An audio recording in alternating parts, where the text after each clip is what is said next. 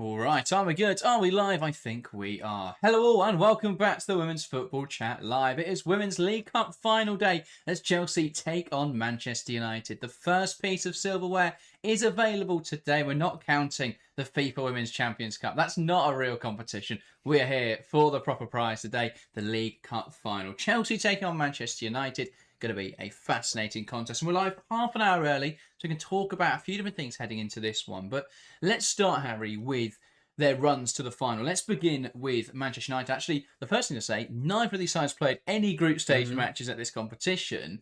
And that's obviously something that will be remedied going into next season. Yeah, exactly that. I think that it's always been a bit of a weird part of how the Women's League Cup works, that we end up with two finalists that didn't even partake in the first half and just jumped straight into the quarterfinals. But yeah, that won't happen next year. It'll be interesting to see how the League Cup does operate without the European sides in it, and for both these sides that they'd realistically like to not be in this cup next year because they'd like to be in Europe. So it's going to be very interesting to see how they balance that. But yeah, it feels like a game to be savoured because it's very unlikely that we're going to get these two in the competition with the way the tournament is going to be rebranded. But yeah, I think that it's always weird having a final between two finalists that have only played two games so far in the whole tournament. But that is the beauty of the current League Cup format. Yeah, absolutely. And obviously next season that will change. And this means this is likely to be the last final between two of the big four sides that we see for a long time, until someone like a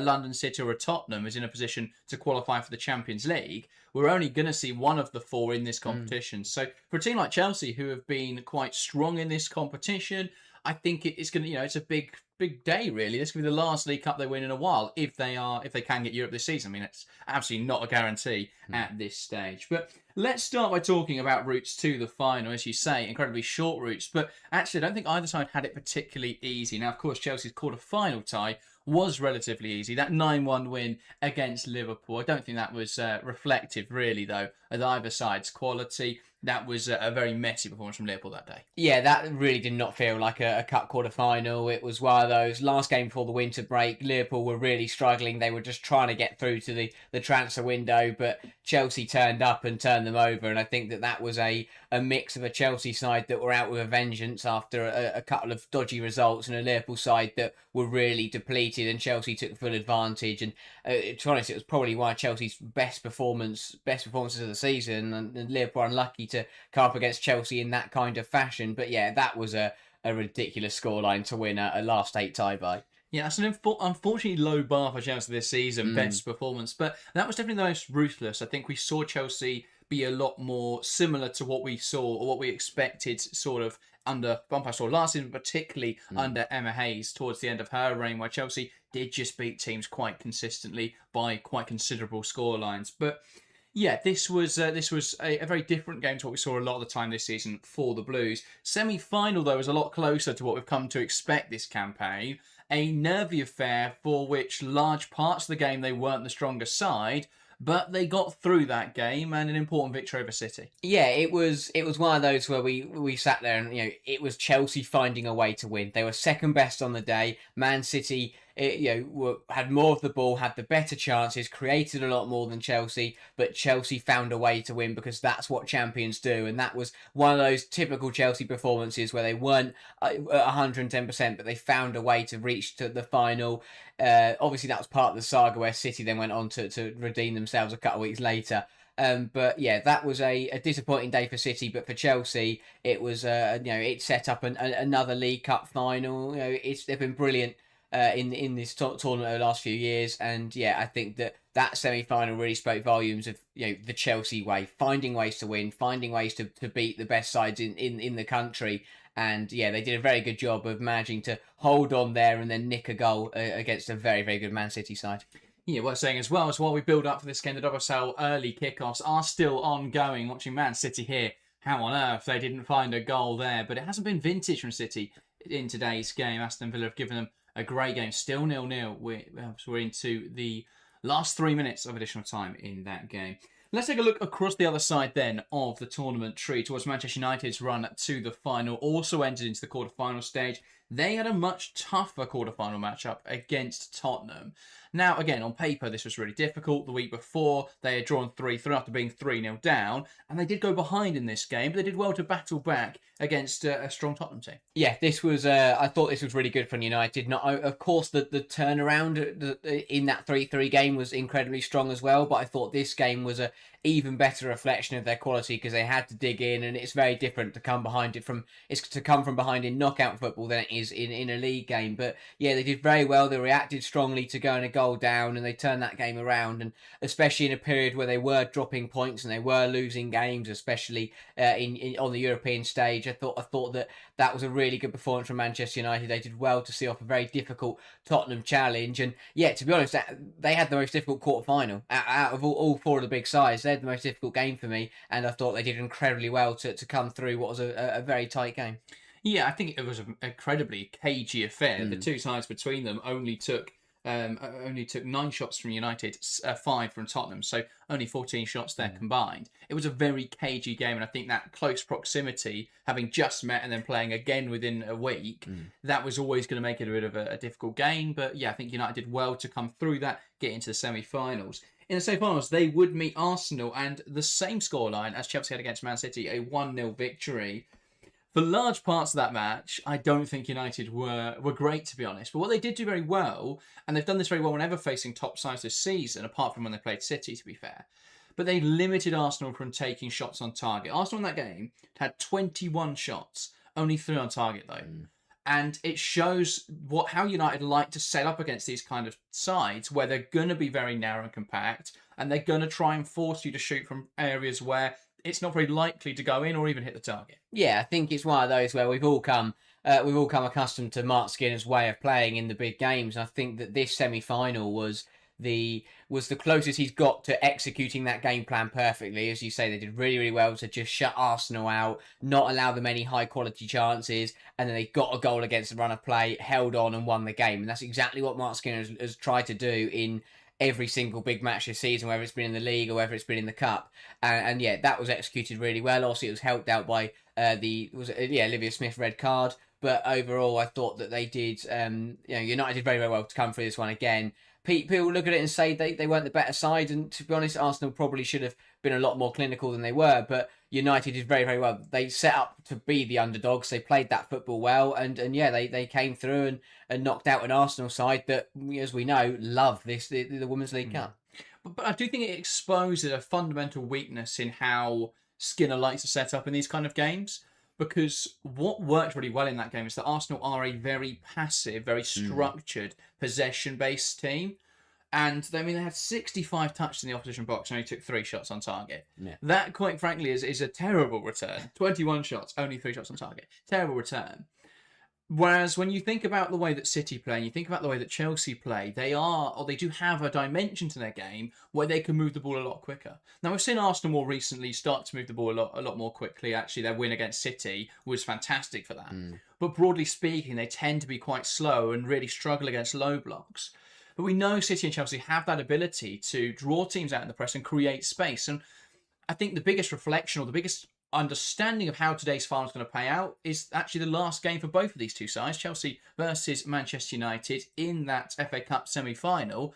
A great indicator of how this game could play out. We expect United to try and shut the game down as much as possible, but it does feel like if they can't offer that attacking threat, like they struggle to do for large parts of that match, Chelsea will eventually find a route through. Yeah, I think it's very interesting because, as you say, it's kind of when you come around to cup finals, we sit here and sometimes you don't know what certain teams are going to do, and you think, will they change it up? Will they try and do something different to try and catch the opposition out? But I think it'll be very clear, especially for United, exactly what they're going to do, and yeah, it does change that dynamic because even you could look at it and say, well, both sides know what each other are going to do, so that's going to make it easier. But if anything, it's difficult because you second guess yourself as a manager, and then you try and set up that way. But obviously, if one team just shifts, it's like you're in trouble. But yeah, I wouldn't expect much to change. And if both sides do something similar to that FA Cup game, then I think we're going to be in for a brilliant 90 minutes, maybe even more of a final.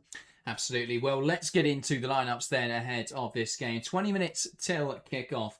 Yeah, let's begin with the Chelsea team, of course, at Ashton Gate. So no home side, but Chelsea alphabetically the side listed first. So we'll kick off with Chelsea. 4-2-3-1 or 4-3-3 for the Blues today. In goal, it's Hannah Hampton. A back four of Bronze, Buchanan, Berman and Baltimore.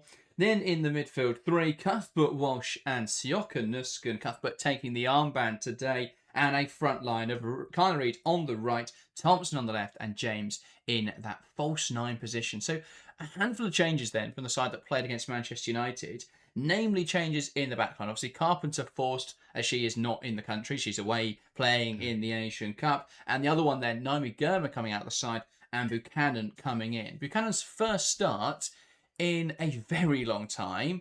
This is one hell of an occasion to get it. Yeah, absolutely. I mean, talk about trust in a player from a manager. Bompastor is backing Buchanan to the hill in this game to bring her in after a very, very long time out for a first start in a while to be a League Cup final. That is a bold move from Sonia Bompastor, and I think that potentially forced with the lack of centre-half options. With obviously we knew Bright was going to miss it and Naomi Girman's not even in the squad today for Chelsea. So maybe it's a forced decision. In that case, that does change the thinking slightly. But overall, no matter how the decision has come around, Buchanan is starting today, and that is a big risk. If she comes in and is back to full fitness and is ready, then what a player, what a centre-half to have in this kind of game. The experience, the ability that we know Khadija Buchanan has, that could be a big boost for Chelsea. But if she isn't fully match sharp because she hasn't started yet since she returned, then that's something United can definitely look to exploit. So it's a big call. It's a massive game for Buchanan to be reintroduced for. But if she comes in and delivers, then it could be the difference between Chelsea winning or losing this final. Yeah, absolutely. Interestingly, though, you have to assume it's an injury for Naomi Girman. Not named as a substitute, Chelsea not naming a full bench. So you'd think if there was any chance she could be involved today, you put her on the bench as a precaution. What is exciting, though, is that Natalie Bjorn makes a substitute bench. Again, a massive miss for Chelsea this season. Such a pivotal part of the Chelsea backline, has missed most of this campaign so far. And we talk a lot about how Chelsea's campaign has fallen off and perhaps some of the players missing. Myra Ramirez's name comes up a lot in those conversations. But I actually feel the player who we've lacked or missed the most has been Natalie Bjorn. I think her leadership at the back, her ability to cover for some defenders who like to step up. When we think about Millie Bright this season getting caught trying to step up, Naomi Girma at times getting caught trying to step up, there hasn't really been anyone in there to recover. And particularly, obviously, without Bronze as well, not having either of those two has left Chelsea vulnerable at times to those transitional moments. Looking at the back line today, though, it's got pace. It's definitely got pace. We'd expect it to be a situational back three in possession. Baltimore pushing high, Bronze tucking in. Berman as that wide centre-half makes a lot of sense. She's even been playing as a fullback recently for Chelsea. So that makes a lot of sense. What's going to be really interesting, though, is how the attack configures, because you're lacking an out-and-out striker. Now, we'd assume Carno's going to hold the width on the right-hand side and that Bronze will be quite subdued in her attacking attempts. So then the interesting thing is what happens on the left-hand side, because Baltimore's going to overlap, but Thompson's also a bit of a winger, so I assume what we're going to see is Thompson pushing inside to almost a striker position. Then you've got the midfield pivot who will sit deep. What's going to be interesting, though, is what happens in and around Alyssa Thompson. Where does Nusken go? What pockets of space is James going to push into? Now, what I think Chelsea could look to do is have that front two today with James and Thompson at times pushing up together, Nusken in support. But I think what we'll also see is James dropping deep and Nusken, for a lot of this game, being Chelsea's focal point leading the line. Yeah, I think, again, as you say, it's something that we have seen in bits or in the last couple of games for Chelsea, and it's definitely something that will help Chelsea in this game, giving Lauren James that freedom to kind of go wherever she wants in certain cases is massive, especially when you play against sides like United, who we know are going to be very structured, are going to sit very deep. If you give someone in that midfield the job of sticking with Lauren James, if she goes 20 yards further down the pitch, that's a decision to make. So yeah, I really do like that rotation. I think Nusken, obviously naturally midfielder, but with her physicality and her height has actually kind of suited the number 9 role quite well. It's what makes her very good in any role, really. We've seen Sioka Nusken play a whole host of positions for Chelsea, and I think that she has got that ability to kind of be that focal point, be that leading number 9. And yeah, it'll be very interesting to see how that plays. And it's one of those where I think it kind of, it's the closest you ever get. Everyone always says, especially with players like Lauren James, is that if only Chelsea had a team of Lauren Jameses, because they'd win every single game. And by letting James kind of flow wherever she wants, that's the closest you kind of get to that impact, because it means that Lauren James pops up everywhere on the pitch where you want her to be. So yeah, I think it's a rotation that's worked well for Chelsea. And yeah, I mean, as we always say, Shokoniskin scores goals, so it's not like you're rotating and leaving a lack of clinicality in the front line. You've got Thompson up there as well. It's an attacking configuration that has started to work for Chelsea, and that's what I like from Bompastor, is that she's just stuck to what has been working over the last couple of games. Yeah, and while it is a bit of an empty bench for the Blues, they do have attacking reinforcements. Beaver Jones on substitution bench, same for the captain, 2 players who I think could come on and really contribute in the final third. Big losses though, not having Sam Kerr available. Obviously losing Guro Wrighton is a big loss to Chelsea's attacking options in this game, especially when they've already let Hermano go out on loan. It does leave Chelsea quite light now in attack, and actually if there was to be an injury in one of the wide areas, I don't really know what Chelsea would do in that situation. So that would, hopefully that isn't the case, and Chelsea can keep their wingers on the pitch for the full 90. But yeah, I think it's going to be very interesting to see what that Chelsea attacking line looks like. It's going to be similar to what we've seen recently, but with Baltimore coming into the side, that does change the way that Chelsea's build-up functions. It changes the way that we're going to see the fullbacks interact with the attacking play, because what we've seen a lot recently is obviously the left-hand side tucks in to form the situational back three, the right back in Carpenter pushes forwards. That's not going to be happening today, and it's going to be more of a traditional four, but I think Bronze will tuck in more and Baltimore be more attacking. Let's take a look at the United side. Well, actually, before we get to that, welcome all to the stream. Phil says, good afternoon all. YouTube asking where to watch it live. The game is available on Sky Sports Day and the BBC. So if you're looking for a way to watch it, it is on those channels. And if you're outside the UK and it doesn't have a broadcaster, then it should be live on YouTube. But if you can't find a way to watch it, make sure to join us here. Phil says, nice traditional 2:15 kickoff. Who comes up with this stuff? I love it. I couldn't have thought of a worse kickoff time possible, because it gives you so little build-up. Now, we started ours early at 1:45, so we could talk about everything, but that meant we clashed with all the WSL games. But Sky Sports hasn't been able to do that because it had all the WSL games. So brilliant stuff. Love that from Sky Sports. But yeah, 2:15 kickoff. We get underway in just under 15 minutes' time. Very excited for that match. Let's get into the United team then. 4-2-3-1 for United today. Some big omissions. Obviously, Miyazawa away at the Asian Cup. Still no Ella Toon. A lot of players missing for United, but there are some returnees. In goal, Tallis Joyce, a back four of Jade Riviere, back from injury. Letitia, the captain, alongside Dominique Janssen. It looks like Lundqvist will come in at left back. In the midfield pivot, then it's going to be Ziggy Otioma alongside Niall Soon. On one wing, it's Vangerheim. On the other, Melvin Mallard. Park in that 10 role. And leading the line, Elizabeth Turland. This feels like it harks back to an era of football of yesteryear, really. We've got a front three of just strikers for United today. It very much looks like then on paper it's going to function as quite an aggressive, quite a direct, quite a transitional setup. Yeah, I think it's very interesting to say it's not something that we have seen for quite a while, a team with such a kind of central focal point. But yeah, I think that it's the right way to go if you're United and Mark Skinner. I think that they know that Chelsea can have the majority of the ball, but they want to make them work hard, and they want to be able to hit them when they can turn that ball over. And you look at that front three, and it's got pace and it's got power, and if they can deliver, when they get the chances, and they can hurt Chelsea today. But yeah, I think it's the right way to go about it. You've got a lovely mix of youth and experience in there. It's a strong front three, and it will make things very difficult for Chelsea to handle, especially with Baltimore and Bronze, who are, especially in Baltimore's sake, who's going to be quite aggressive. That's going to be an interesting battle. But yeah, that United front three going to be very direct. Going to look to run at Chelsea and stand them up and take them on. Which again, I'm looking at Berman as a young centre half playing in a final. I'm looking at Buchanan just back from injury, and that is, I think, that Skinner has that's played perfectly into United's hands. If they're going to be direct against a player back from injury and a player who hasn't played in this kind of occasion before, that's going to suit them very nicely. So yeah, I think Skinner's gone the right way with such a direct front three.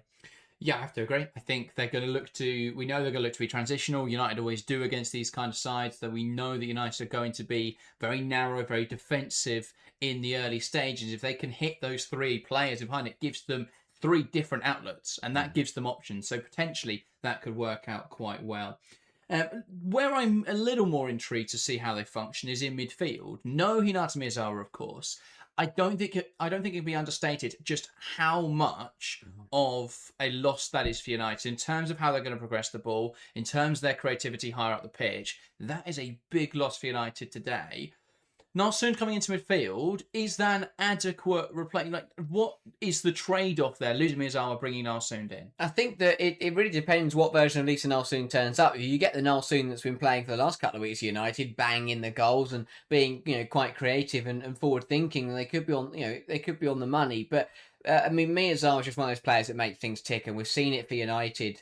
In a lot of in the games where they have rotated her out this season, that everything just seems to move a lot slower. They find it a lot more difficult to move the ball, and that can be a problem. The difference today though is that they won't have the ball. So and as we said earlier, they're going to look to be direct. So then they may not necessarily miss her just keeping the ball turning over, because I'm not expecting them to keep possession for very long. If they turn the ball over, they're going to go pretty direct. They're going to go pretty long and try and get the ball moving. So I don't think they'll miss her in terms of taking the ball over, but it's the pace she plays the game at. It's the reading of the game. And as much as we still can think of her as an attacking player, obviously her defensive contribution is cannot be understated. And Ziggy Otti is going to have a lot of ground to cover in there, because I don't see Nalsoon's matching the intensity and the kind of the anticipation that Miyazawa has. So it's big shoes to fill for Nalsoon, who I think could adequately replace her going forwards, but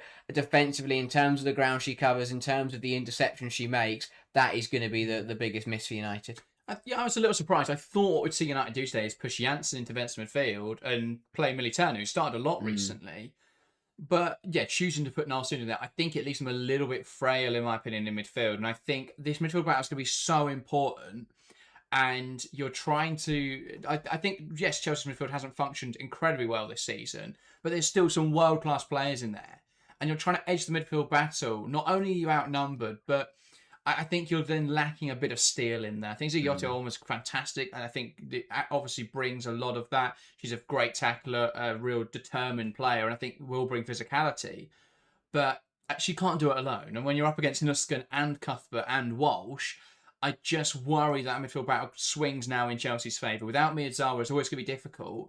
I think they could have remedied it with Janssen and gone more defensive. Instead, I think Nalsoon will be a little bit more aggressive. And when you're trying to play the way they're trying to play today, I query whether that's the best way to go, but we'll see how United look. The other thing is benching Fridolina Rolfo in a final.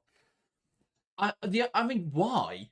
Why do it? Like, there's so many ways you could fit her in here. You could put her on the left wing and save Mallard as an impact sub, where I think she'd offer you more. You could put her in at left back rather than play Lundqvist out of position. And yes, you may think, oh, well, Rolfo's a winger, but she's a good enough defender to be able to play that kind of role. It just feels bizarre to me to not start a player like that, a player with so much experience winning things. When you've got a side who, a lot of this United team, the core of this United team, haven't won loads. They won the FA Cup a few years ago, of course. Outside of that, though, a lot of these players haven't won loads of competitions. Why not play your Champions League winning fullback in this kind of match?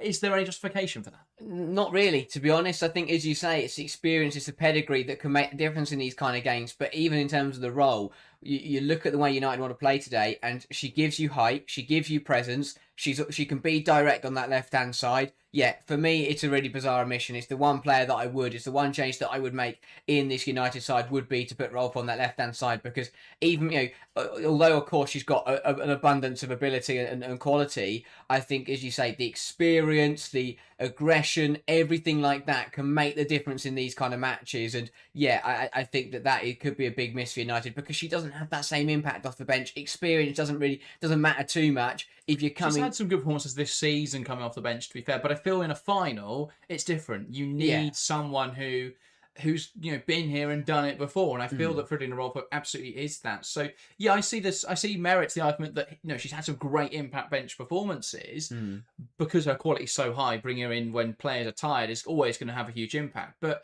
I feel that she would be better used bringing that experience early in the game. It's a personal opinion, but yeah, I just think it's a big loss for United not to be starting Fridolina Rolfo. Well, back to us players taking to the field then. So with 5 minutes till kickoff, that leaves us only one thing to do, and that is to predict this match. If you want to get involved with this segment, let us know your scoreline prediction in the live chat, and we'll make sure to run through all of them ahead of kickoff. As always, Harry, we'll start with yourself. Chelsea taking on Manchester United in the Subway Women's League Cup final. What is your prediction for this game? No, I think it's going to be a very, very tight one. I think that it's the kind, we look back to that FA Cup semi-final that went to extra time a couple of weeks ago.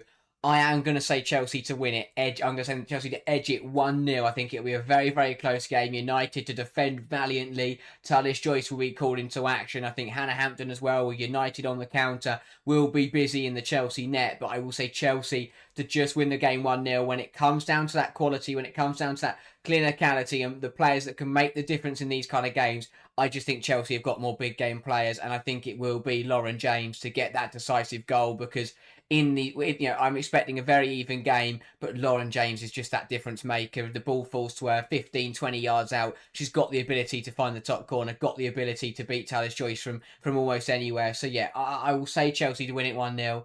Lauren James won to strike to do it for Chelsea, but I'm expecting a very, very close final. Yeah, I mean, this has been a much closer matchup this season than we've seen historically, but I do think back to some of those matches, Chelsea beating them 6-0 on their own turf on the last game of the season, Chelsea beating them 3-0 at Wembley last year.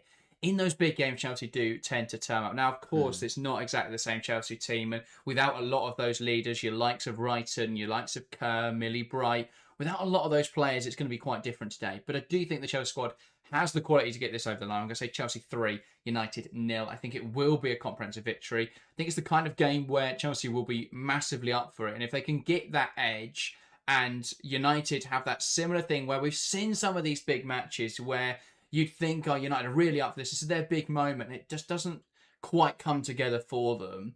It feels like that may happen again today for me. So I'm going to say Chelsea for a big win. But I think United have been a lot closer to Chelsea this season than they ever have been. It's just my expectation that this is a huge match in the final, and we know Chelsea tend to raise their level, and we've seen in the past United drop that level a little bit. So that's my expectation for what's going to happen today. Yeah, as you say, I think it's one of those. I think back to this final last season, Chelsea versus Man City. Chelsea winning that. It was very, very tight game. City had the chances to win that game, and also it was a Hasegawa own goal that was just decisive in the end. But I think that just shows how these kind of finals can be very tight, but Chelsea find a way. I mean, you don't reach 7 finals on the bounce, and without having that winning pedigree. They've won 3, lost 3. Today is either going to swing in one of those favours for Chelsea. But I think this final is set up so nicely. But yeah, Chelsea, they've just got that winning factor about them. They could be on, it could be their worst season of all time. They could be struggling. Doesn't matter what's happening. But when it comes down to finals, Chelsea raise their game and they find ways to win. And for United, of course, they're a top team. Of course, they've been in these kind of games before. They've won in terms of being in finals before. And yes, they've won the FA Cup now. But this is their first League Cup final. And I think that when it comes down to it, that experience can make the difference, and I expect Chelsea to be combative, be up for it from minute 1, and yeah, that should really make the difference. Yeah, well, a load of predictions coming in the live chat. Shadow, self-admittedly biased, says 3-1 United. Ahmed going 3-1 Chelsea. Locust saying 2-1 Chelsea. Educators, I assume, a neutral, wants a fantastic game, going 3-2 United. Wow. Phil also going 3-2 United, and Hermie saying 2-1 Chelsea. Lloyd going 2-1 Chelsea as well, a late heartbreaker. So a range of predictions in the live chat. No one, though, at least putting it in the live chat, saying this is going to go beyond the 90, which obviously is a situation that could very much happen. We saw the game between these two sides in the FA Cup go into extra time, Chelsea edging it in that one. But it is obviously an option. It is obviously something that we could see happen. The poll in chat, 121 votes, 67% going to Chelsea, 33% United. So Chelsea carrying favour with 2/3 of the people watching this show. So yeah, I mean, Chelsea have been here before. I think that's a major component of why a lot of people are very confident in Chelsea, despite the fact this season has been a bit messy, and Chelsea have definitely not been at their best level. They're, slipping down the WSL table, losing what has been an absolute stranglehold on the WSL and the domestic scene. But yeah, I feel that despite that, a lot of people still backing that that Chelsea will be on it today. Yeah, these are the kind of games that can kind of change the season around. Yes, as you say, it hasn't been great for Chelsea. It's not been the year that they would have wanted to back up last season's treble. But this is a big statement. If Chelsea come out today and win this trophy, first domestic final of the season, and it's got Chelsea's name on it, that gives them a massive boost going into the end of the season. But it also just reinstates and puts Chelsea back where they belong slightly. It means that even when Chelsea had a below par season, they're still in the winners' circle, and that could be huge for Chelsea. It can win fans back over. It can build you momentum going into some massive games. And you think about the Champions League coming up. You think about the running in the WSL, the FA Cup as well, still up for grabs. I think it's one of those where, this is a massive game for both sides, because no matter how bad or good your seasons have gone, to be the first side in the country to get yourselves on some domestic silverware is a massive, massive positive to see out the end of the season. Yeah, and it can also be a massive motivator as well. I think it's worth saying, with Chelsea still up for 3 out of 4 competitions this season, the WSL feels even in the wildest dreams out of reach for the Blues at this point. But they're still in the Champions League, obviously, with this cup competition tonight or this afternoon, and the FA Cup coming up. If they can win this, I think it gives them that belief. And obviously, Champions League qualification through the league is important. And then you're looking at some of those other competitions. So yeah, I think this is the kind of game that can really spur Chelsea on. It'll be interesting to see whether that is the case. Phil says the rain could make it a bit wild and fun. Absolutely. Definitely a component in this game. The ball's going to skid on a little bit more, but there'll also be areas of the pitch where maybe it holds up a little bit more, depending on how saturated that rainfall is for United. They're trying to play direct. That could play into their hands. It could also fall out of their hands if Chelsea can spring it the other way. It is the Blues who will get us underway here at Ashton Gate for the 2026 Women's League Cup final. James knocks it back and we're underway in this game. It's Chelsea taking on Manchester United, the holders looking to take on the side in their first ever League Cup final. And it's Chelsea on the ball early on here. Bronze trying to squeeze it down the line, but great pressure from Melvin Mallard. Yeah, very intrigued to see how United start this game. Chelsea, you'd expect them to be up for it, be aggressive from the off, but will United look to be conservative and just work their way into the game, or are they going to kite Chelsea hard and fast? Well, great carry here from Lucy Bronze. Can she find a teammate now? Still coming forwards here, Bronze. Now chopping back. Needs support. James plays inside to Cuthbert, who feeds it back through. James here, bearing in on goal. Squeezes it back across the face. And I think that had just gone off the field of play. There's a question here as to whether it will be a corner. I think it will be here for Chelsea. James keeping it in, and Talis Joyce being the one to knock it out. Yeah, brilliant start from Chelsea. Exactly what I expected to see. The Blues, with the experience, trying to get into this game pretty quickly. And Lauren James did do well to keep that in the field of play and to win Chelsea an early corner. Absolutely. Sondy Baltimore over this then. Chelsea looking for an early goal, an early settler of the nerves. Baltimore takes it short to James. Park puts the pressure on. James trying to carry inside. Not really the space to do that. Drops now for Carnareed on the edge. And she feeds it wide. Looking for Baltimore. Picked off by Riviere. Baltimore gets there again. And it's knocked down the line and that out of play. A little bit messy. I don't really know what Chelsea are doing there at the corner. Yeah, I'm not really sure about that. You're a minute into a final. United, there's going to be nerves. They're trying to settle into the game. I think you've just got to put that ball in the box. Put it on top of the goalkeeper. Put Talis Joyce under pressure. Put the backline under pressure to deal with it, and just keep breathing down their necks. I think they let United off a bit there. Park carrying the ball forwards. Options to her left and right here. Jess Park carries it. Takes aim from range. A great stop from Hannah Hampton. Gets down to it well and denies a very informed Jess Park.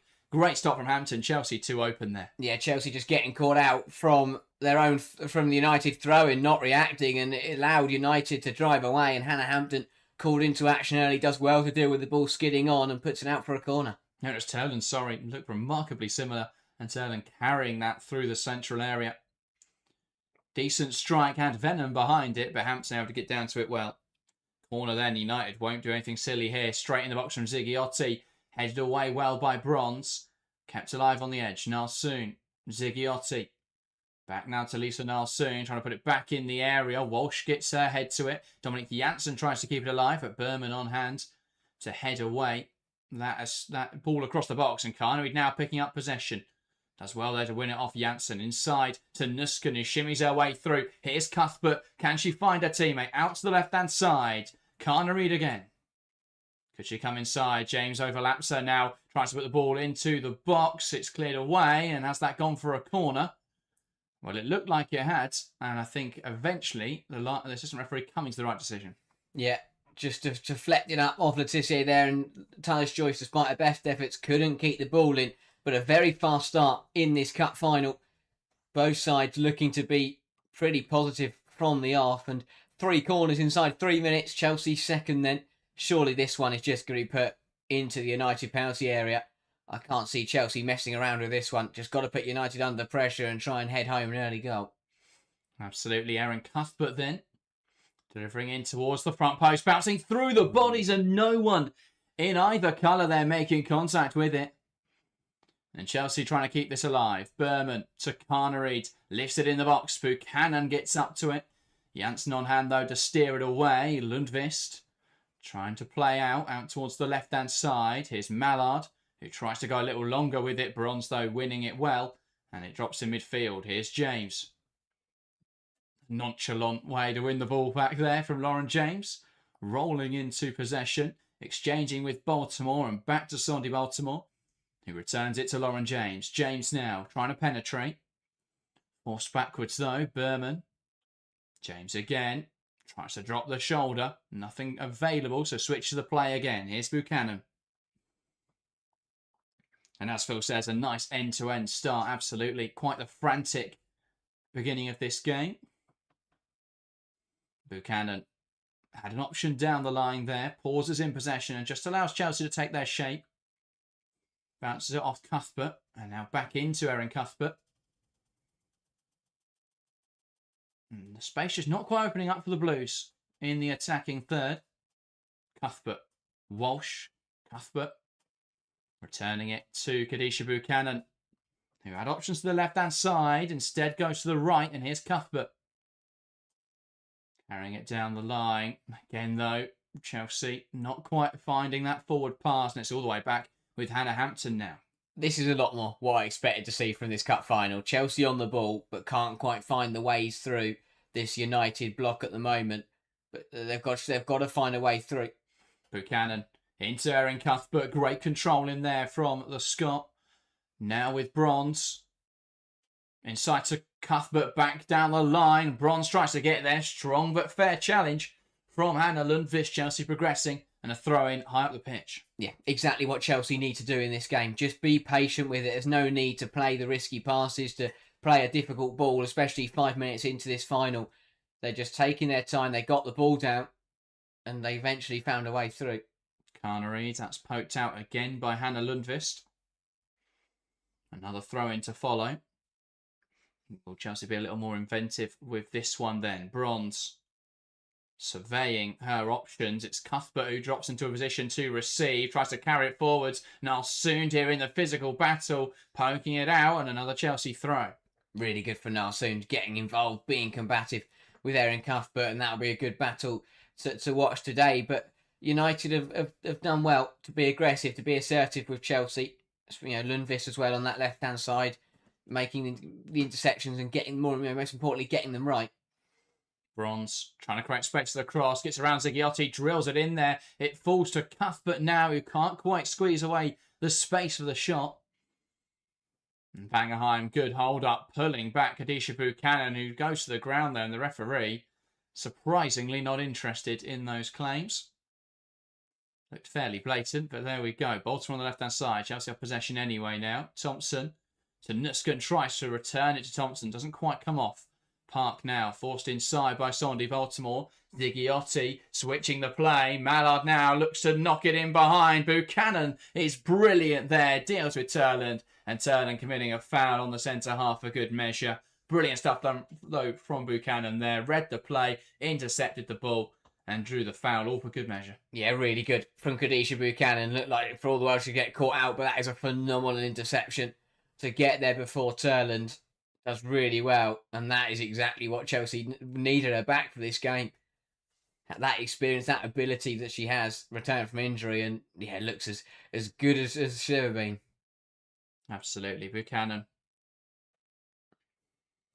not happy again with her options. Bronze inside, a nice third man combination to find Walsh. Cuthbert, Bronze, through the lines, into James in this pocket. Now Walsh, he's going to introduce some verticality. Looks to hit it in behind Riviere. Well measured though and headed away by Riviere. Park loses out to Nusken. Baltimore, Thompson. Lovely combination on the left-hand side as Thompson is forced backwards. Berman. Wide now with James, who's just pulled into this wide position to get involved.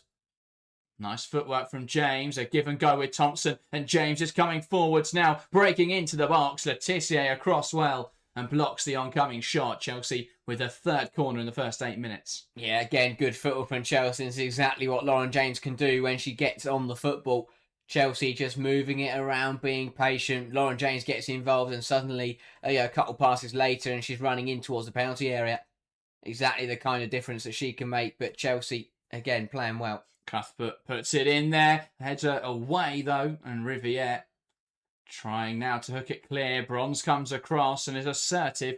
And I think Riviere a little fortunate to be bailed out there. Bronze didn't make much contact with her at all. Riviere went down, though, and the referee buys it. Yeah, Riviere's done well. Very smart. Just felt the contact from Bronze and hits the floor. He's always going to win a free kick in that kind of position. But I'll tell you what, Talis Joyce got a bit fortunate with that corner there, because she was very indecisive.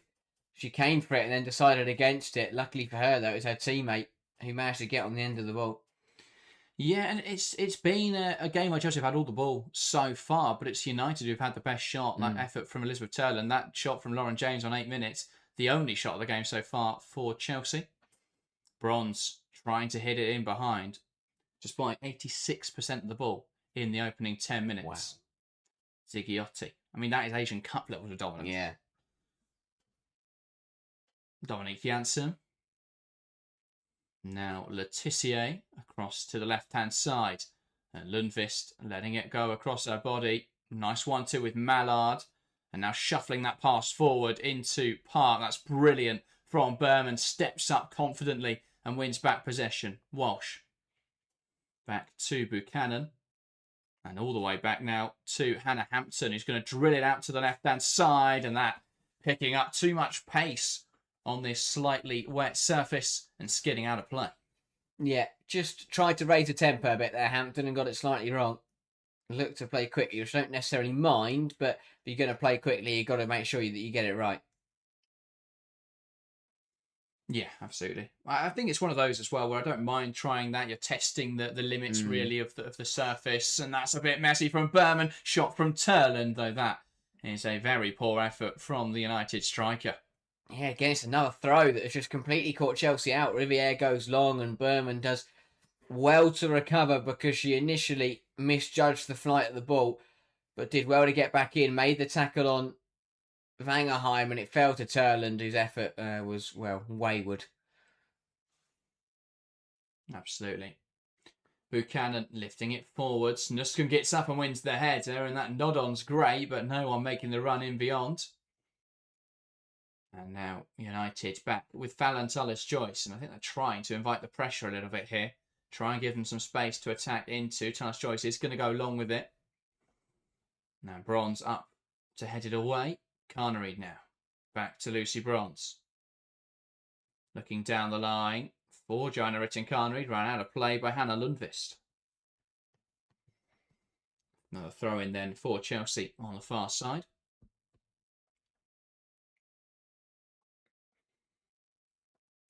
And Bronze. I think, what we're seeing already is that there is a vulnerability to Chelsea on that counter. I think the big question will be, can they convert what has been a lot of dominance possession-wise into some more attacking fruition? Can they make it into some proper chances? And here is Narsoon, does well there to hold on to the ball. Letitia. Riviere knocks it forwards. Berman jumps in front and it falls to Narsoon. Here's Park, who just lays it in behind. Vangerheim continues her run. Great defending from Buchanan, though. Stands her up and wins back the ball. Now trying to carry it out of the defence. Almost losing out in there. Berman, though, able to spare her blushes. Nusken to James. Back to Nusken. Chelsea springing forwards quickly here. Here's Carnery. Looking to take on Lundqvist down the line. Going wide with the ball. Doesn't back herself in the foot race, though, to burst away from her and goes to Bronze. Now to Walsh. Operating as this pivot player. Spins and finds Berman. And now wide with James. Baltimore overlaps and James slotting it into her. He wants to take on Riviere here, Sandy Baltimore. Forced backwards. Good defending from the Canadian fullback. Now James. Nice footwork up against Park again here. Great space for the cross. It's a good delivery. No one able to meet it. And it's cleared away. Baltimore into Thompson. Chelsea looking to recycle this. On the edge of the box with Nuskin. Can they get a shot away? Blocked again. Falls now to Thompson. Trying again to open up the space for the shot. It's too tentative, really, from the Blues. Here's James. Opens up. Takes aim. And that's not bad from Lauren James. Not quite able to find the far corner with her curling effort. Just wide. But the only player in there that actually wants to get a shot away. Yeah, good football from Chelsea, but as you say, no one wanting to take the effort on. Lauren James eventually does, and, well, not a bad effort, to be fair. Not too far over the crossbar, but yeah, it was Thompson going to hit it, then Cuthbert could have had a go, and they eventually shifted it to Nuskin, whose shot was blocked, and again, it re-fell for Thompson, who just didn't fancy taking it on. Chelsea have got to be more decisive in and around the penalty area. Someone's got to pull the trigger there before Lauren James does. Yeah, absolutely. And, well, for United, it's a case if you don't let Lauren James do that more than once in a game, do you? Because, well, we saw that it can be an incredibly dangerous idea. Combination there between Walsh and Nuskin. Nuskin unable to find Walsh again. It's out for United throw. And after a frantic start, United are almost treating this as a rest period. And no one in a rush to go and collect the ball. Riviere does eventually go and get it and tries to take some liberties with the positioning. Falls backwards there. But does now have this throw-in on the near side.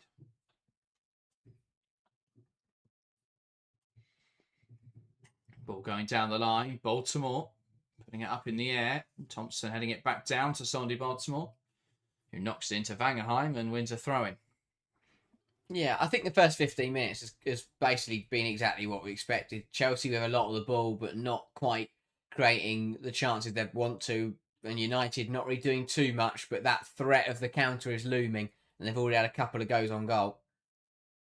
That's the right-hand side. That's left the field of play, apparently, which Bronze is very surprised about. I think that's very unlucky. Very difficult one to judge, though. Just not Hampton again, just finding that range with the long range distribution.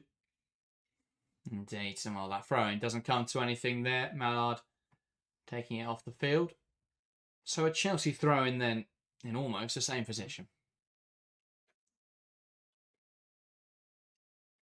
Bronze decides to go backwards here to Buchanan. And now Bronze. Buchanan going long, taking no liberties. Out low for a United throw as Lundqvist catches the ball. And want to play it quickly, that not becoming an option. Now trying to go up the line. And, well, she's going to end up by the penalty box if she keeps walking up like this. Does eventually throw it. Ziggiotti launching it forwards. Buchanan wins. And then that's steered forwards into Nuskin. Tries to bounce it back. That's poor from Sioka. Nuskin giving away possession. Smart play from Cuthbert, who draws the foul of Turland. And while Turland may try her attempts there to persuade the referee otherwise, that did look like a foul from the United forward. Yeah. Just moving across Cuthbert there as she gets back in. Yeah, Cuthbert does well. Just gets her body in the way. And, yeah, they both fall over. But Cuthbert, with the body in the way, wins the free kick. But into Carnareed, back inside to Bronze, and to Carnareed again, and here come Chelsea. Carnareed chopping inside, now James. Lifting the ball into the area, and that's just over Nuskin. If not, that could have been dangerous. Just a little bit too much on that from Lauren James. Yeah, again, just a cut those from Chelsea, as you'd expect. I think, after the international break, both sides have had a few of those misplaced passes, and James, that cross just a bit overhit, but again, positive from Chelsea. And well, when the JRK chop's coming out, maybe this could be Carnareed's day. If she's in that kind of mood. Yeah, potentially. I think it's going to be an interesting matchup. You've got Lundqvist on her weak side against Carnareed, who I think has just struggled a little bit. Carnareed's never had that blistering pace to get around someone. And the problem is you've got Lundqvist, who wants to defend on her right, because that's her strong foot. and Carnereid who wants to come inside. So every time at the moment, Carnereid is trying to go to a strong side, to Lundqvist's strong side. So it's just making it a little bit difficult for her to actually get past Hannah Lundqvist. I think it'd be interesting if Chelsea experimented with swapping Carnereid and Thompson, because Thompson's going to want to go to the outside of Lundqvist. Pass forwards now. Berman doesn't deal with it. Vangerheim, a tame effort, but it is another shot on target for United in this game, albeit one that was never seriously going to test Hannah Hampton. Yeah, a bit messy in there between Cuthbert and Thompson. Just gifted the ball back to United, and a couple of passes later, Vangerheim in on goal, and would like to do better. Yeah, she's got to do a lot better there, right? 100%. Just drags it along the floor, doesn't catch it cleanly, and yeah, that's easy for someone like Hannah Hampton. Buchanan to Carnereid in the pocket. Bronze now lifting it in behind. It's cut out by Janssen. James picks up on the loose pass, trying to find Carnereid. I think Carnereid's got to control that better. Just doesn't get anything on it, misses the football. Janssen under pressure, and James picks it off. She's in the area. Can she shoot and score? Of course she can. And Chelsea take an early lead in this game. A big blunder from Dominic Janssen at the back, and Lauren James in the prime position to take advantage of it. Cool, calm, collected in the final third from James. Smashes it past Valentalis Joyce. And it's Chelsea 1, Manchester United now. Wow, what an error from Dominique Janssen. We speak about experience making the difference, but she looks to bring it down and knock it back to Tallis Joyce. Under the pressure from Lauren James, though, she doesn't catch it cleanly and gifts it to the Chelsea forward. And yeah, you can't give Lauren James gifts like that. And James, she's still got a lot of work to do, kiting in from a tight angle, but does the right thing just to blast it at the near post past Tallis Joyce. And for United, well, it was needed to be defensively solid. You cannot afford to make errors on this kind of stage because sides like Chelsea are going to punish, and, well, the perfect start for the Blues. Yeah, signed a 4-year deal in the week. Lauren James reaffirming her importance to this side and showing there just why she's so important. The anticipation, as soon as Lundqvist is about to take that throw, she puts the pressure on Janssen. And while it looks like an unforced error, I think it's that pressure that makes the mistake happen for Dominique Janssen. It's James on the ball again, as you say. Chose the smartest option there, Lauren James. Didn't overthink it, didn't overcomplicate it, and just smashed it past Valentalis Joyce. And Talis Joyce in there, you can see her try and put her hands out, but really no hope of saving that one. Yeah, it can be an awkward one because I think a lot of players there would be stuck between shooting and passing because there was the option to potentially knock it across to Thompson, but Lauren James, no doubt in her mind, just smashes it past Talis Joyce. But now United have got to reset because, again, they gifted the ball back to Lauren James there, Letitia that time, but Chelsea couldn't work it. Malar's just given away a really sloppy foul. United just need to calm down a little bit because Chelsea are playing through them quite nicely at the moment. Yeah, there wasn't the reaction I expect to conceding a goal. It was a bit heads dropping from United. It wasn't, we need to sort this out. It wasn't like anger. It was just, I think, there will obviously be that frustration, but it's more sadness that they've made that mistake when you need it to be that fuel to spur you on. Amal just trying to use it here, putting that ball across the face of goal. Took on Bronze well, but delivery was always going to be difficult to meet, and it flies over the Chelsea box. Yeah, better from United. Again, they just caught Chelsea on the ball, and this is good from Mallard. Takes on Bronze, who gets done way too easily. Buchanan, though, good defending. Just denies the cutback. She knew there was space in the area. Denied the cutback, allowed the ball to be fired across goal, and not quite the ball that Mallard was looking for. But yeah, this is a big stage in the game now. Next 5-10 minutes, how do United react? What do Chelsea do? How do they play it? But yeah, I think that United, the problem is when your game plan is to be defensively solid, conceding after 20 minutes, it is a bit of a blow, especially when it's someone like Dominique Janssen making such a high-profile mistake. Janssen's the kind of player that Skinner and United would expect to turn to be reliable, and she has been all season. Yeah. But yeah, when it matters most in the final, making a massive error. Yeah, absolutely. Now here is Hannah Hampton. Looking to find a forward pass out towards the right-hand side. And now inside to Cuthbert. Walsh does well there just to drop and find Buchanan. Back now to Villa Berman. Berman carrying it forwards. Baltimore knocking it down the line. Sjokonusken, and that's touched out of play there by Turland. And Chelsea looking for the throw. Yeah, Chelsea want a second goal, or at least have a stable period. I think that United did really well in the FA Cup game to respond almost immediately to going behind, and the game didn't really have a chance to change. It just went back to what it was because Awujo equalised so early. But if Chelsea can now just consolidate or even get a second goal, then United are going to have a lot of work to do. Buchanan out wide now with Bronze. Carnery looking back inside for Bronze, and Mallard forced backwards to Janssen, who clips it up the line. Walsh. And Buchanan does really well there to step forwards with the ball. And back now to Lucy Bronze. And that's blocked by Zigiotti and out for a Chelsea throw. You wouldn't think Kadisha Buchanan was starting her first game in months upon months. Slotted in seamlessly, hasn't she? I think a model professional. What has surprised me though is how game sharp she looks. It's you'd expect there to be a little bit of sloppiness, and there is elements where perhaps she's not 100% on her game, but things like reading of to intercept early on was really strong. That's the kind of area where if she made a mistake, there would be a very legitimate reason as to why, and it'd be that match sharpness, but has come in and just slotted in, looked physical, looked combative, and her reading of the game hasn't changed whatsoever. Fantastic player, and has been a massive loss for Chelsea in the last year, really, that she hasn't played. Cuthbert carrying now towards the left-hand side, finding Baltimore on this left wing to James. Looking forwards again. Baltimore. Nice turn in there from Baltimore. Great tackle though from Jade Riviere getting back in there. Baltimore again. And Chelsea looking for a second in this game. Nice footwork from Baltimore. Just overdoes it a little bit there. Makes the mistake. And Riviere pounces. Vangerheim struggles there up against Berman. Does hold on to the ball though. And is forced backwards. And that's back to Letitia. And under pressure from Thompson. Just about squeezing it to Tallis Joyce. Interesting to see that Vangerheim's leading the line. Because a lot of those forward balls, she's not quite holding up in the way that you'd think Turland would be able to. It's Chelsea now. Carnery takes a heavy touch, and that allows Janssen to get back in there. A bit of a mess here from Manchester United. And Tallis Joyce is going to keep that from going. Well, it looked like it has gone there, and it will be a goal kick. Again, even little things like that. Tallis Joyce had no idea if she wanted to keep that on or whether to let it go for a goal kick. It's exactly what I said in my prediction, in that in this kind of game, it's whether United are on it. And there's these little moments of indecision, these little moments of second-guessing and questioning themselves.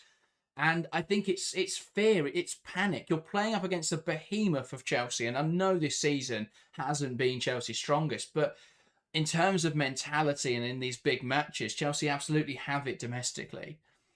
And it just feels at the moment that in that mentality, in that battle of mentality, in that battle of being here before, Chelsea are edging United massively. Yeah, I thought this game would play out more similarly to the WSL games between the two this season, but I think it's closer to the FA Cup final of last season, where Chelsea just looked to be too strong for United at the moment.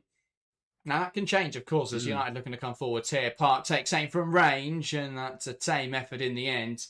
And Hampton claiming it without issue. And that's the thing, United have had chances, albeit the efforts have been tame, but they have come forwards. And all it takes, if someone like Jess Park, if she can catch that shot, or Turland, the range, if how they go from range and it's much better, then that can change the game. But the problem is it's when that happens. Because I say, if Chelsea can consolidate this 1-0 lead or extend their advantage, then it won't matter if Jess Park can put one in the top corner from 25 yards, because that will be the difference between 3-0 or 3-1 at that point in the game.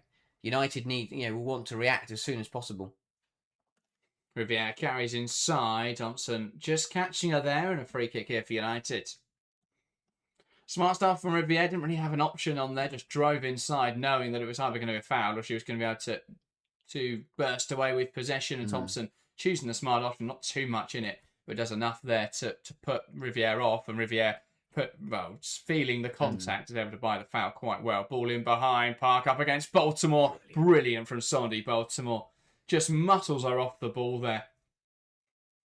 And that could have been dangerous had she not been strong enough. Ball in behind from Baltimore. James will give chase down the channel. Janssen will try and get there. James almost gets around her. Janssen choosing the safe option, but Chelsea putting United under all sorts of pressure at the moment. Yeah. But again, comes from brilliance from Baltimore defensively. And Chelsea just turn it over and make it work. And every time Lauren James touches the ball, she is making things happen in this final. Just a magical player. And that's the thing, when you've got players like Lauren James on the pitch in your shirt, you're bound to win games like this, and that's exactly why Chelsea are leading. Just every time she touches the football, she's getting the better of whoever's trying to stop her. Baltimore, Cuthbert, but it's blocked by Park, and out now for a Chelsea throw. The other problem for United is that what they did well at Kings Meadow a few weeks ago was that although Chelsea had control of the ball, United kept the scoreline at 0-0, which meant Chelsea didn't have control of the game. They didn't have control of the scoreline. But with Chelsea being ahead here, Chelsea do have control of the game. If Chelsea want to slow it down, they can slow it down. If they want to speed it up, they can speed it up. Because they've got that advantage, they've not only got control of the ball, but they can now just dictate the momentum of the game to their choosing. Absolutely. Baltimore. Cuthbert into Sonny. Baltimore again, who dummied the cross. Inside to James, back to Baltimore. Thompson dropping the shoulder and moving inside. Walsh. Thompson. Here's James. Wanted to try and play that ball through to Baltimore and forces it. Doesn't come off. And now it's with Jade Riviera. United are in possession. Letitia lifting it across the back line, and Lundqvist now will carry it forwards on the left-hand side. And goes backwards now to Janssen.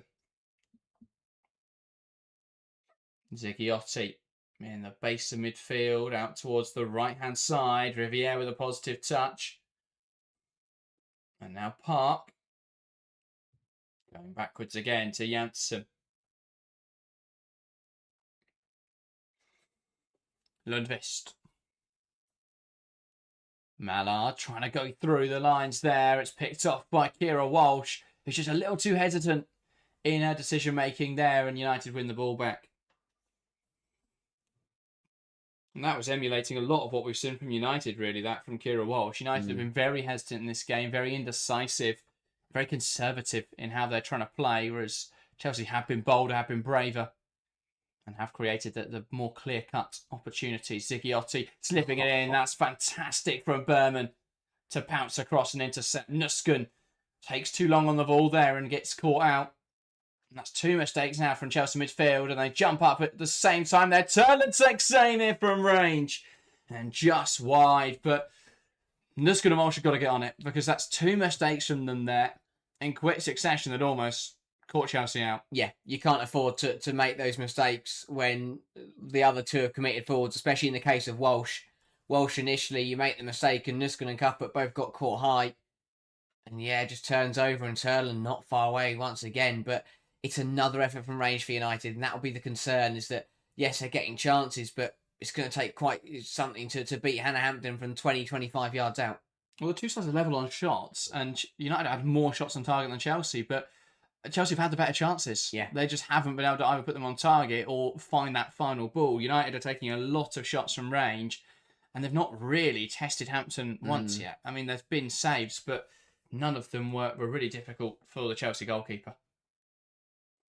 Park bouncing it into Niall Soon, carrying it to the right-hand side. Vangerheim trying to drift between the centre halves. Goes wide to Riviere, who's lacking support out here. And Thompson stands her up well and knocks it out of play.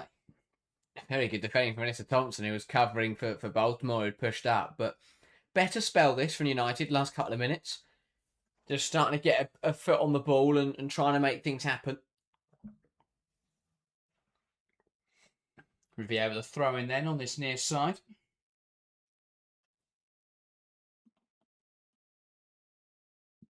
Who can she find in the penalty area?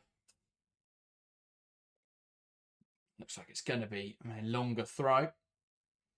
Trying to find Vangerheim in the box. Berman wins the header. It drops now, though. Mallard trying to flick it up in the air and, well, ends up flicking it off the pitch. Not sure why Melvin Mallard's trying to do that. Trying to flick it up and then just flick it over her own head, I think. Yeah, not quite the decision, but United have got to try and make something work here while they've got a decent spout. Could have been spectacular if it came on, but I think it's definitely something to try that in this kind of game. I think that's the difference. Is you think about that goal, the goal that Chelsea scored, the one that's making the difference in this game so far. It was simple. It was good pressure from James, and she didn't overthink the finish. I think United are overthinking every decision, every pass, every movement. It just seems to be either too conservative or overthought. Park back now to Riviere, and Thompson's going to give chase here and put her under pressure here. Riviere does super well to turn out of trouble. But Narsoon not so successful and giving the ball away. Here's Erin Cuthbert carrying towards goal, and under pressure chooses just to lash one well wide. And that not quite troubling. Oh, nowhere near troubling Thomas Joyce. Yeah, don't mind that from Cuthbert. Chelsea turned the ball over high at the pitch and it feels like a waste, but she was under pressure and didn't really have any other option to play to. Yeah, I think she does well there, just forcing a wide. Could have gone back to Bronze, who was making a bit of an inverted run to offer support. Yeah. But yeah, was kind of short on options. Could have tried to turn or something like that. But again, I don't mind Chelsea just doing the simple things today. You get in that kind of position, you're under pressure, you don't have a passing option, take a shot. If it goes sailing in, then it's glorious. And if it doesn't, oh well, you get back in. But United are coming forwards here now. Here's Jess Park. Can she create the angle for the shot? Squeezes it across. Mallard now turning out. Brilliant from Bronze. It's back to Ziggiotti on the edge. Blocked away by Villa Berman. And Chelsea, they're a little open in that transitional moment. They do well to recover. Yeah, just a bit better from United and Chelsea not really reacting to it. People just throwing bodies across the goal.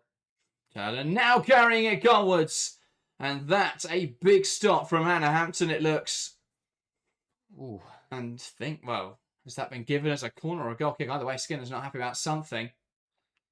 But just carried forwards here, too weak from Conrad and James. I'm not sure, actually, if there was a touch. Or Conrad and Thompson, sorry.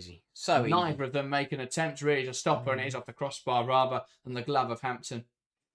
Yeah. Again, another effort for turning this game. She had 3 or 4, and that was probably the best of the lot. Just off the grazing the top of the bar. But Chelsea just need to wake up a little bit. Last 5 minutes, United are starting to come at them, and it's become a little bit sloppy in their own third from Chelsea. Yeah, a few big mistakes from Chelsea, just giving United the opportunities at the moment. But again, United feeling the pressure of the occasion. James carries to the right-hand side, shrugs off the defender well. Here comes James. Ziggiotti tries to stand her up. Puts the ball into the box. Lundqvist clears it away. It's Janssen who's really struggling the most, I'd say, for United right now. A player with so much experience. It's just getting bullied out there, particularly by Lauren James. Bronze to James. Back now to Buchanan, and Chelsea will just settle on the ball. It's been a high-octane start. Carnery to Buchanan. Lovely turn. It goes back now to Hannah Hampton. Berman. Baltimore into Thompson. And now Letitia. And that's a foul from Lauren James in an attempt to win back the ball. Just catching while Letitia. Yeah, again, better from United with the ball. They're having a little bit more possession. And Chelsea are just trying to find a way to win back the ball and failing to do so on a few occasions. But yeah, this has been a good reaction from United from conceding, and Chelsea, I can't tell whether they're just being conservative, trying to get through to the break, but they feel like they're under a little bit of pressure at the moment. Yeah. Thrown again here then. And it's Jade Riviere.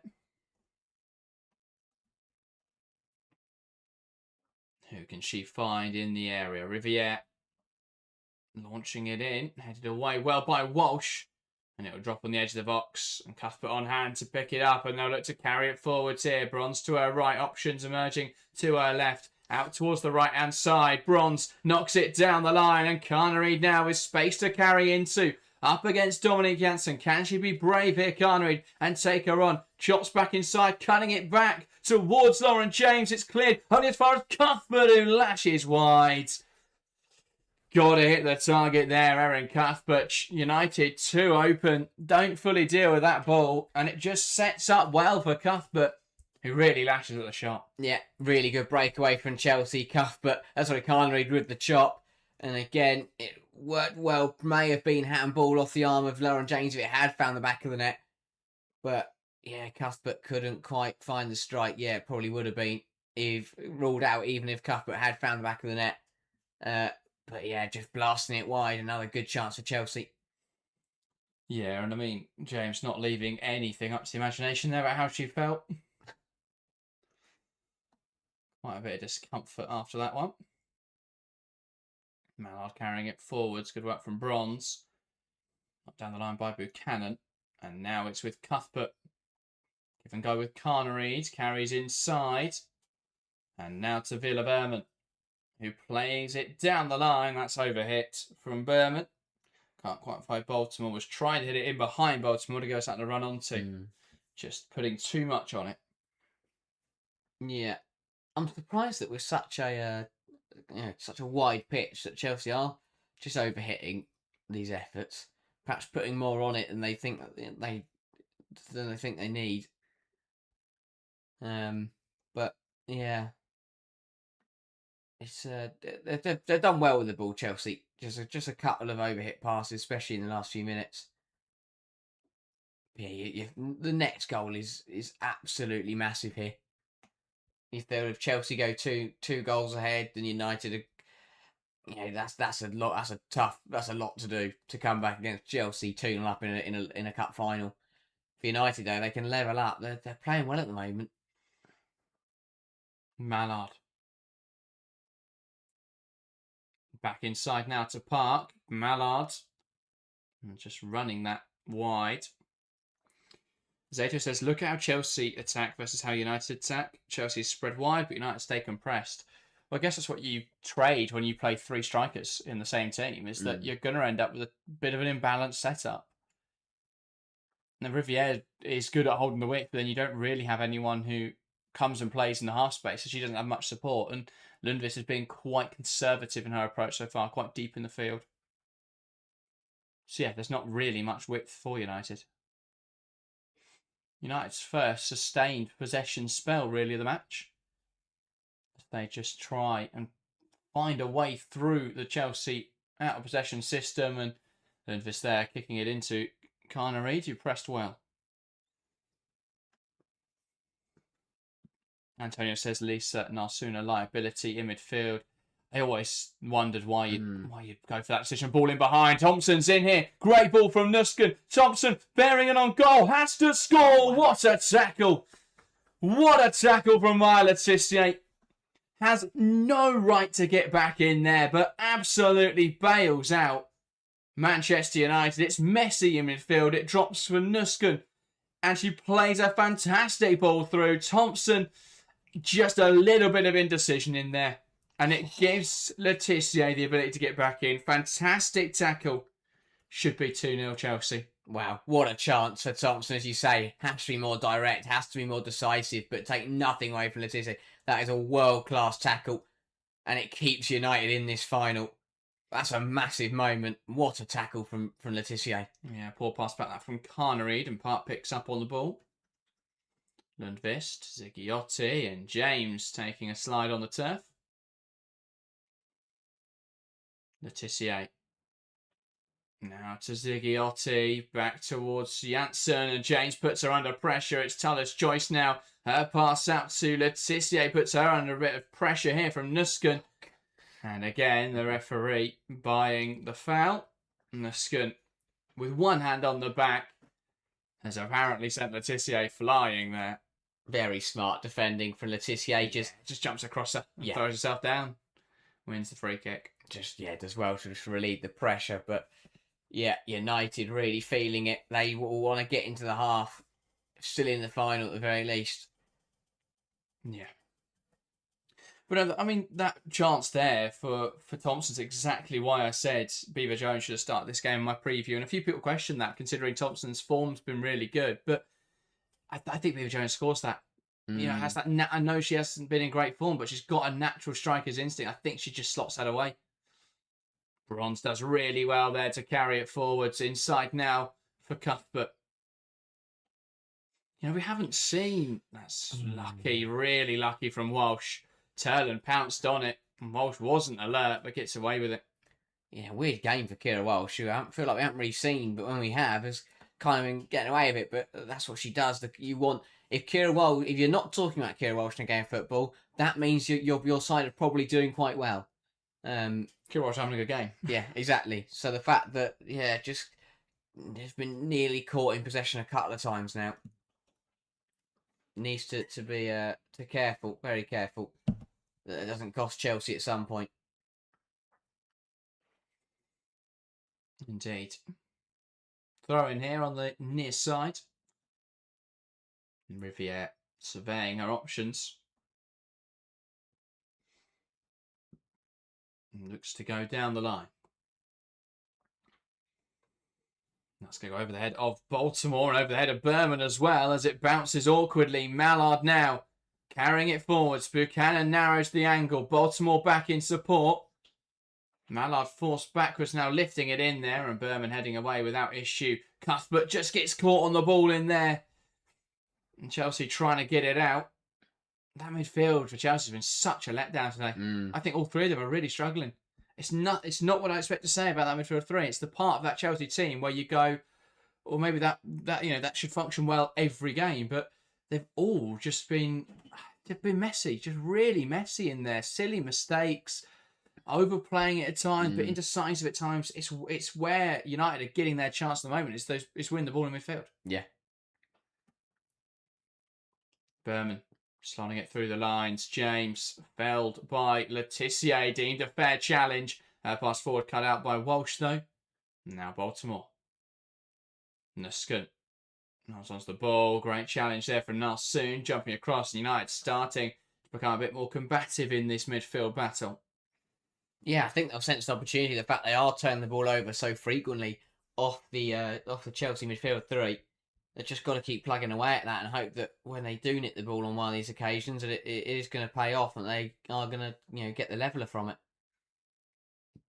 Back now to Baltimore. And that's out for a Chelsea throw. And as we tick towards the end of the first half, really has been an interesting first half. It's going to be only a minute of additional time at the end of the first 45. A far cry from what we're used to watching the Asian Cup this week. I was expecting 10 to go up. Ball not down the line. And James will want to give chase for an offside position. Thinks better of it though. United have possession. Janssen. Lundqvist plays it inside. Now Turland holds the ball up well. Knocks it wide.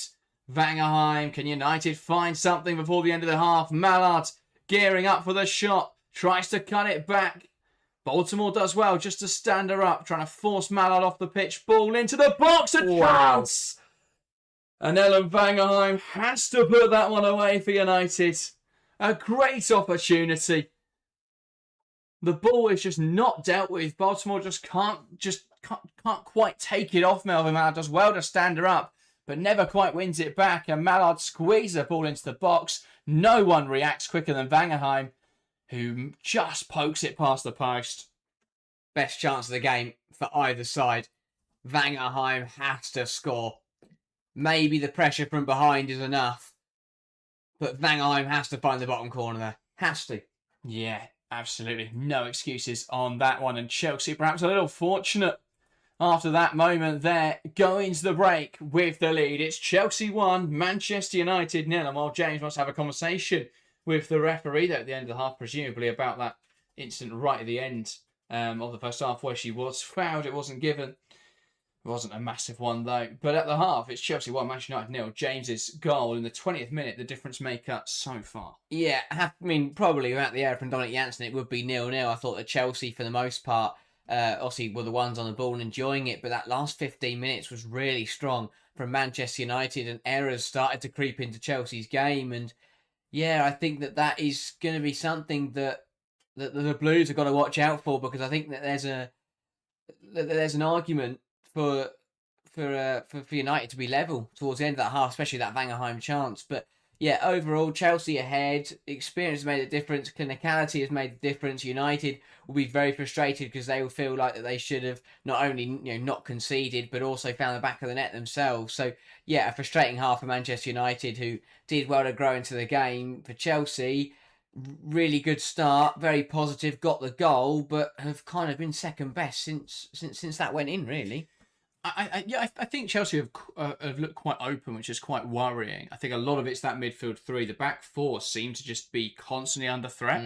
They've done so well. I think the back four deserve so much praise because they've all done really well. I think Bronze has nullified the threat on that left-hand side. I think Baltimore's been so aggressive with whoever she's playing against. She was physical against Park. They swapped the winger. She's been physical against Mallard. And they've dealt broadly quite well. Obviously, that moment at the end of the half there is a bit of a mistake from, I think, Berman, Bronze and Baltimore in there. But outside of that moment, a big reason why United haven't had anything clear-cut is that they're just getting shut down too well by the Chelsea backline. Buchanan's come in, slotted seamlessly back into senior football, been physical and done well. I think Berman has been just phenomenal this season, already looks to be at the level and has done really well in this game today. Steps up in the right moments, but is good enough as well that when she steps up, she can make the interception if that ball's going to get knocked past her, and she's done so well. It's the midfield three that hasn't worked. I think, there was a lot of conversation in the week about, could we see Captain, or at least I mentioned it, could we see Captain come back in? A lot of Chelsea fans are quite dismissive of that idea, but it's really struggled in midfield three. I think all three of them have struggled to be safe in possession, really. A lot of the time, it's either they delay that pass and then suddenly it's not on and they're under pressure, or there's not really options available. And the three of them just aren't quite combining in the way you'd want them to. And I feel that you just need something a little bit different in there. But yeah, it's just been quite panicked. It's been quite error-strewn, and they're turning the ball over quite a lot in midfield United. There's an intensity, there's an urgency about United out of possession.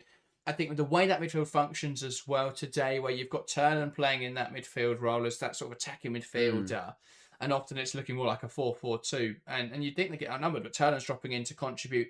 And then you've got Nalsoon and Ziyotti, who are both quite front-footed, both quite aggressive pressers.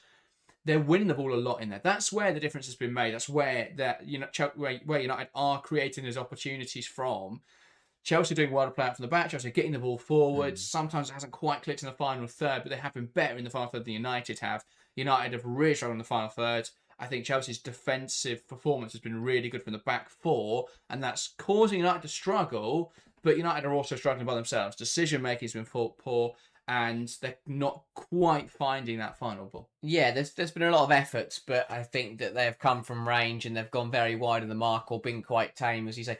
I think they're kind of shortcutting the final ball rather than playing that final pass or looking to get in behind. They're just having to go from range, which I don't necessarily mind, especially in the early stages of a final. But the problem is they haven't really tested Hannah Hampton, so far. Obviously, the chance at the end of the half there with Vangerheim's a bit different, but apart from that, with St. Turn have a couple of them from range. One was straight into the gloves of Hampton, one went wide.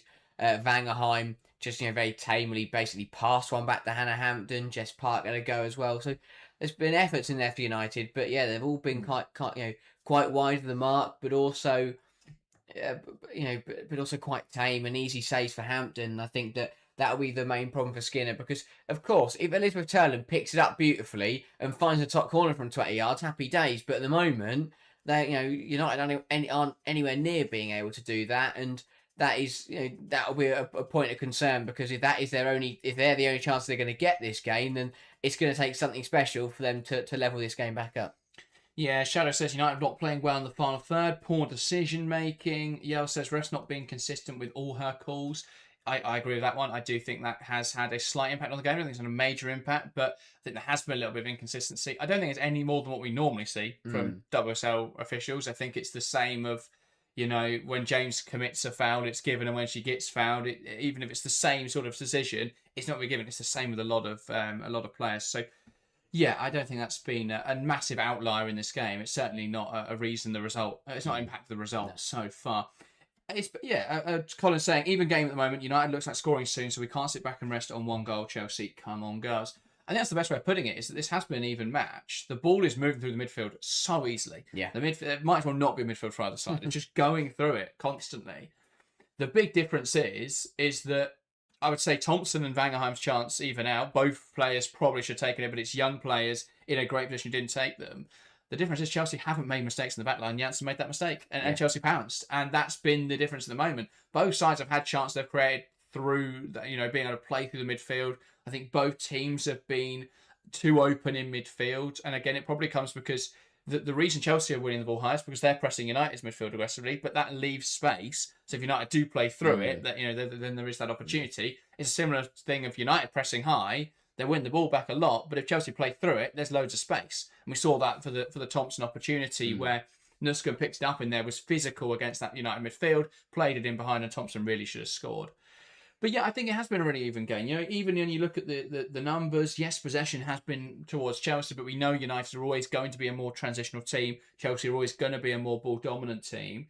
But 8 shots to 9 in favour of United slightly there. 2 shots on target for Chelsea, 3 for Manchester United, albeit I think all of their shots on target have been fairly tame, and the shots they haven't got on target have been a little closer, actually. Vangerheim's effort right at the end of the half, their best effort. But United grew into that first half. If you're looking early on, Chelsea's touch opposition box were far ahead of United's.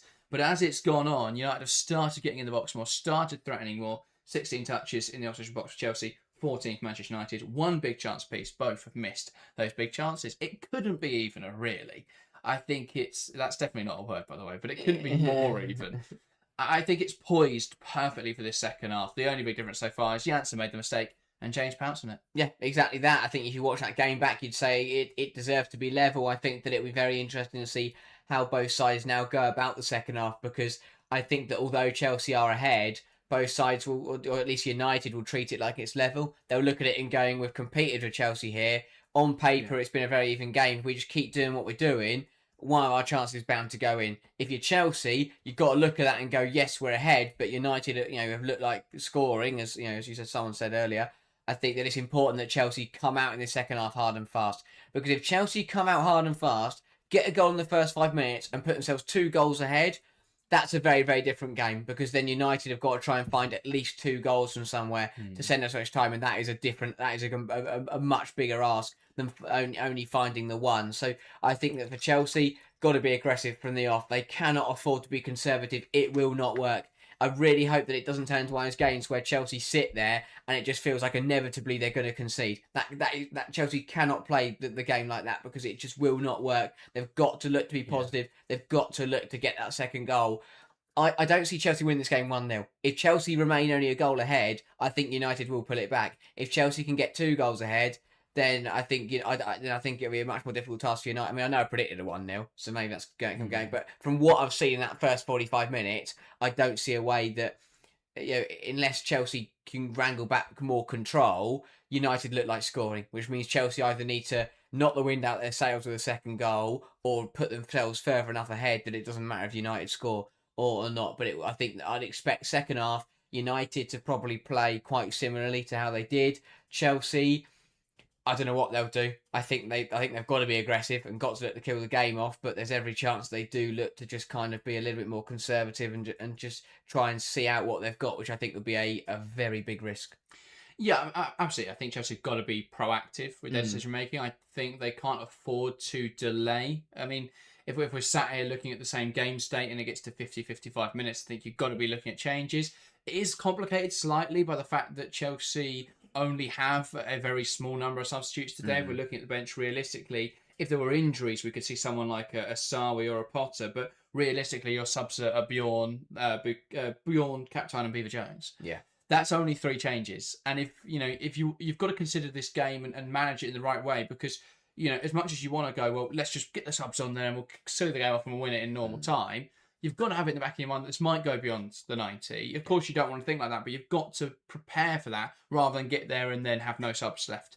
So they can't afford to make those subs too early, really, even if this game isn't quite going in their favour. But I do agree there needs to be proactive change, even if it's not able to be a physical substitution. If it's just something tactical, I think there's got to be a consideration about how they can control this game a little bit better. I'd say they need to start the way they did in the first half, but I actually think the reason they started, or appeared to start quite quickly, was that United started really slowly. If they can be the same as they were at the start of the first, or even better than that, and United also come out slowly, then I think I totally agree. Go and try and get that second goal early, put United under pressure, make it difficult for them.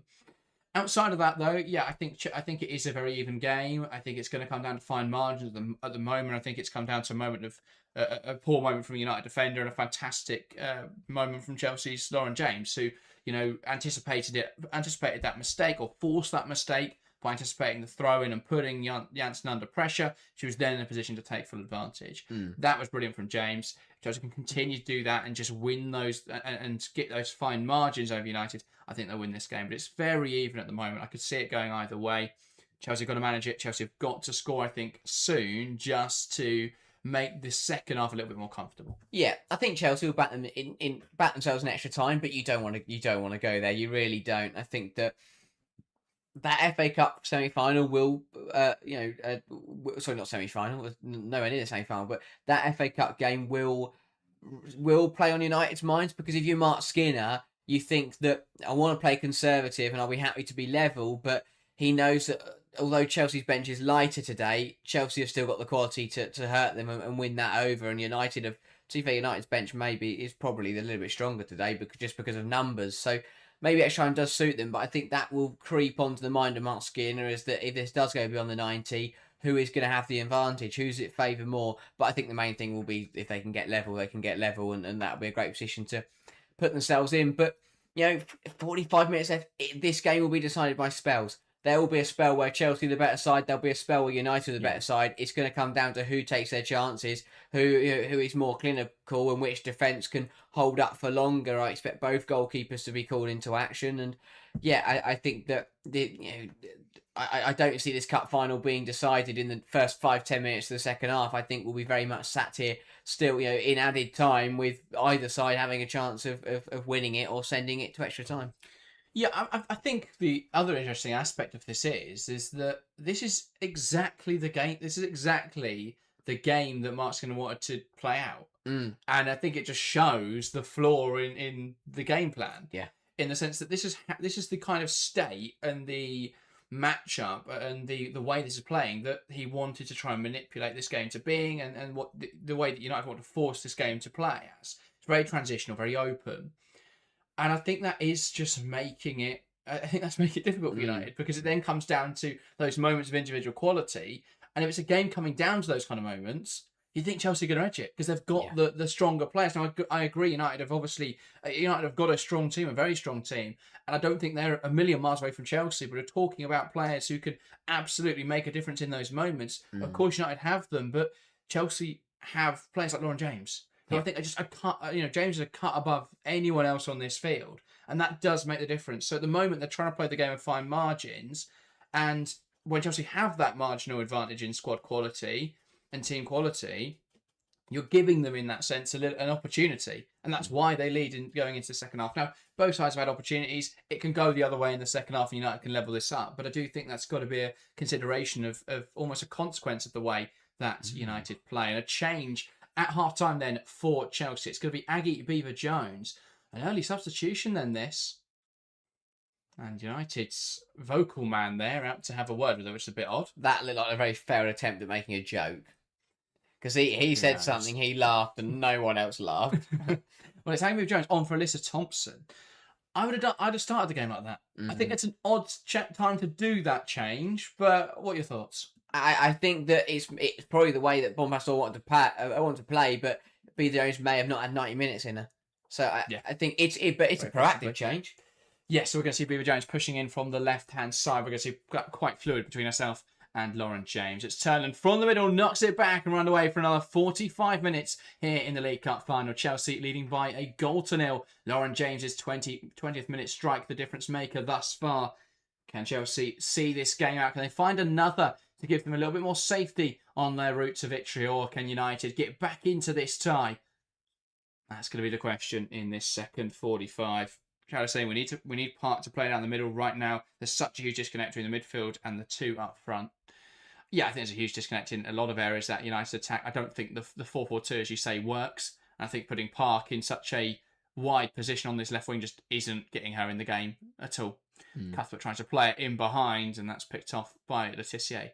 Because she's played as a right winger all season, but that role in the United system, or at least how they usually play, is to tuck inside. But today, it has been they're playing without and out wingers, and you're just not getting anything out of Jess Park. But who do they bring on into wide areas? Personally, I'd put Fridolin Rolfo on. I'm surprised they haven't put Fridolin Rolfo on, taken off Vangerheim, and gone back to something closer to what has worked this season. Get Park into central areas. But yeah, Chelsea then with the change. United sticking the same for now. United going down the line. Baltimore knocking it out of play, and that's a United throw-in to follow.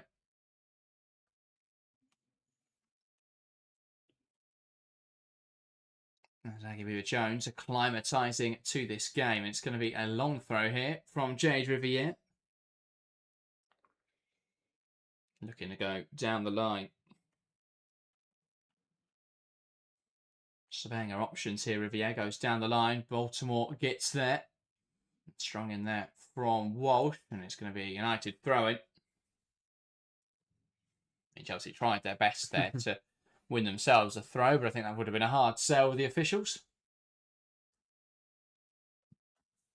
This Riviere long throw hasn't been as dangerous as it could be, but maybe this time will be different. No. Beaver Jones heads it away. Now Riviere.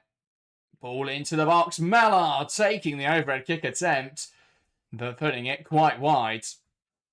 And I mean, she tries desperately almost to get a corner out of that one.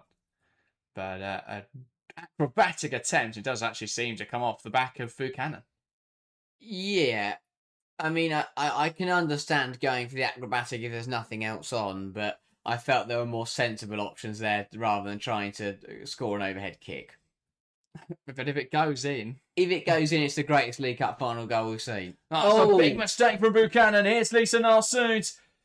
Bearing towards goal, takes aim. And that's a big save from Hannah Hampton. And they just hesitated a bit too much again there, United. Even with the mistake, they didn't click into gear quick enough to fully capitalise on it. Yeah, and that's the difference. Is it when Janssen made the error, Lauren James took advantage, Buchanan makes the error in the second half, and Narsoon just takes too long to release the shot, and it ends up being very central. Easy for Hannah Hampton just to swat it away and out for a corner. Absolutely. That's the rustiness I expected to see from Khadijah Buchanan, having not played a lot of football or any football this season. 20 minutes is barely any football at all, which is what she played in the FA Cup quarter-final. Ball into the box. That's blocked away and cleared by Berman. Or round 16 game, I should say. Now for a throw-in on the far side with United. They've kind of picked up where they left off, United, in the first half. Yeah, they're putting Chelsea under pressure. They forced that mistake well, just couldn't capitalise on it. Riviere with a long throw. Will this one bear any fruit?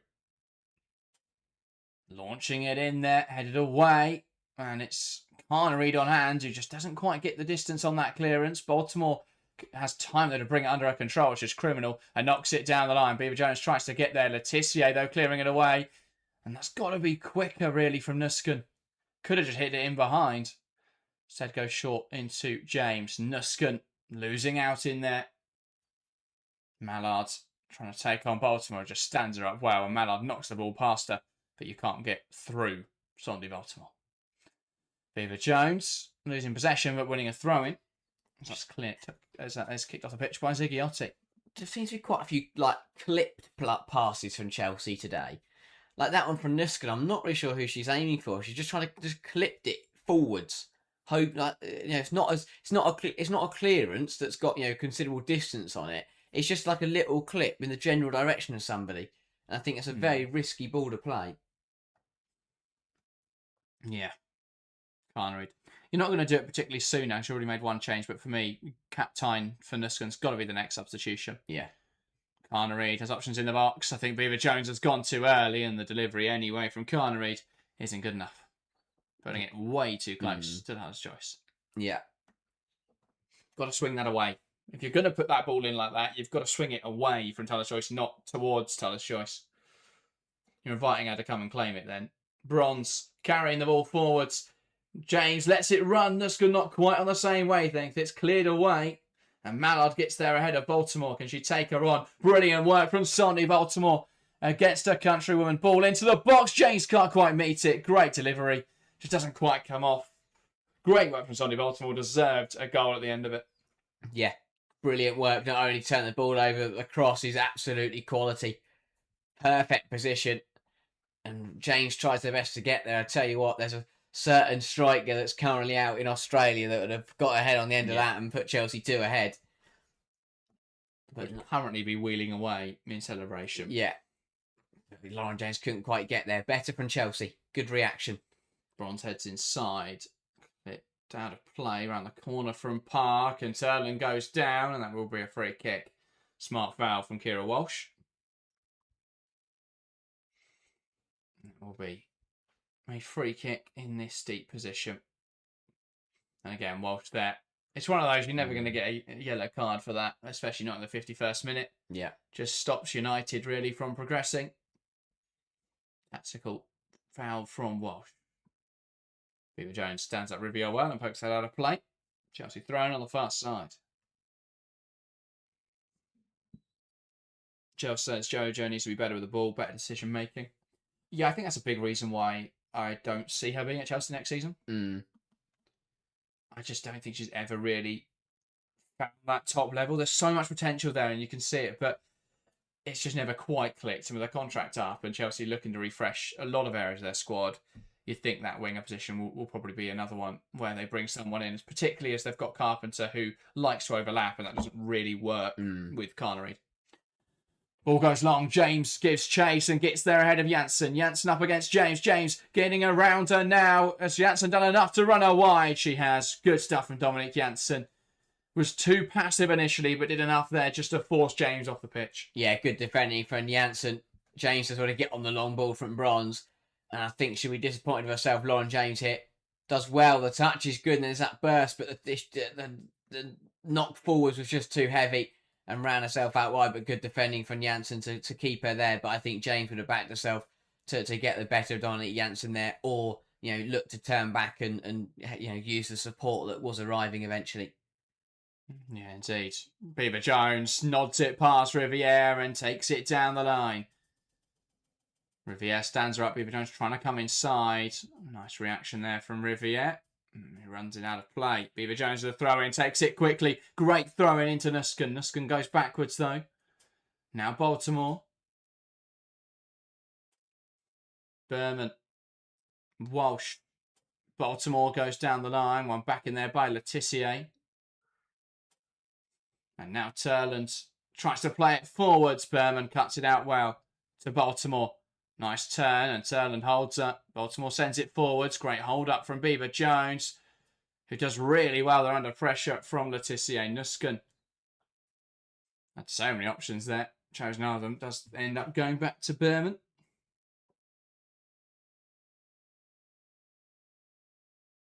Forced all the way back now to Hampton. Oh, what a ball that is. Ball to the right-hand side. Here's an opportunity. Kept in well. But Carnereid wants to take on Lundqvist. Lifting it towards the back post. Again, the wrong decision, though.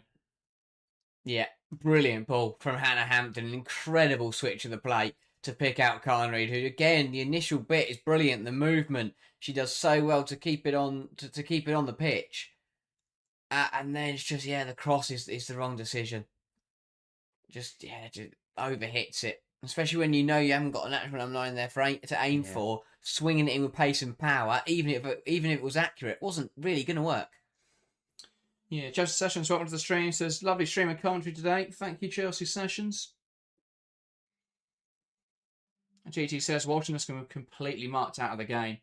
I think with how congested that midfield is, you need someone who's better operating in tight spaces. And for me, that is Vika Kaptai. I just think Nuskin her touch is just too cumbersome almost. It's too heavy and there's not the space in there to do that. But that's great anticipation from Nuskin to pounce. Gives it into Lauren James now, who's looking for options. And this is where Nuskin is excellent, where there is more space to attack into. Goes wide to Carnereid. He tries to create the angle to James, who's going to burst inside. Ziggiotti there does enough to get around her. It's a good tackle. Just too slow from Chelsea, and that is going to be a yellow card, you'd think, for Lauren James. A bit of a silly foul there, marking her frustrations on Ziggiotti. Yeah, I'm on Beaver Jones's side here. I think James has got to play this through initially. Beaver Jones made the burst between the centre halves when James turned the ball over, and James didn't play it, held on to it, tried to rework it, slowed it down, and then lost the ball and committed a foul.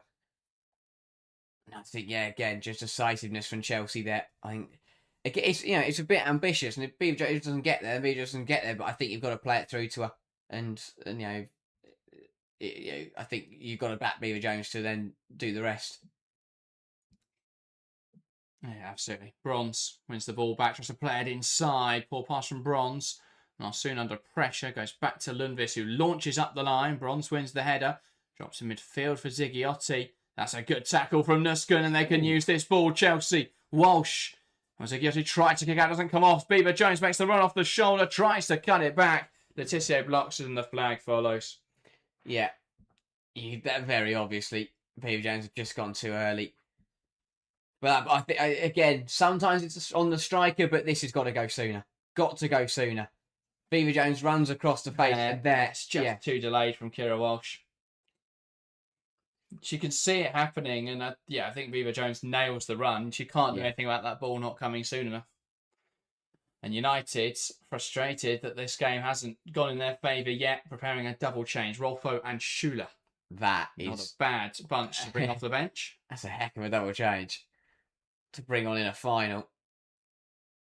And yeah, that is something that Chelsea got to be wary of. But last couple of minutes have been better from Chelsea. United are now going to get to make those changes. No, they're not. James to Bronze. Can she create the angle for the cross? Up against Park. Trying to burst down the right-hand side here. Park knocks it out of play. And that will be a corner for Chelsea. Yeah, really good from Bronze. Not only taking the throw quickly so that United couldn't bring the changes on, makes it work and wins a corner from it. And this is a good spell from Chelsea, which is why United are now making those changes. Yeah, absolutely. Because they're sensing that Chelsea are just starting to wrangle back a bit of control in this game.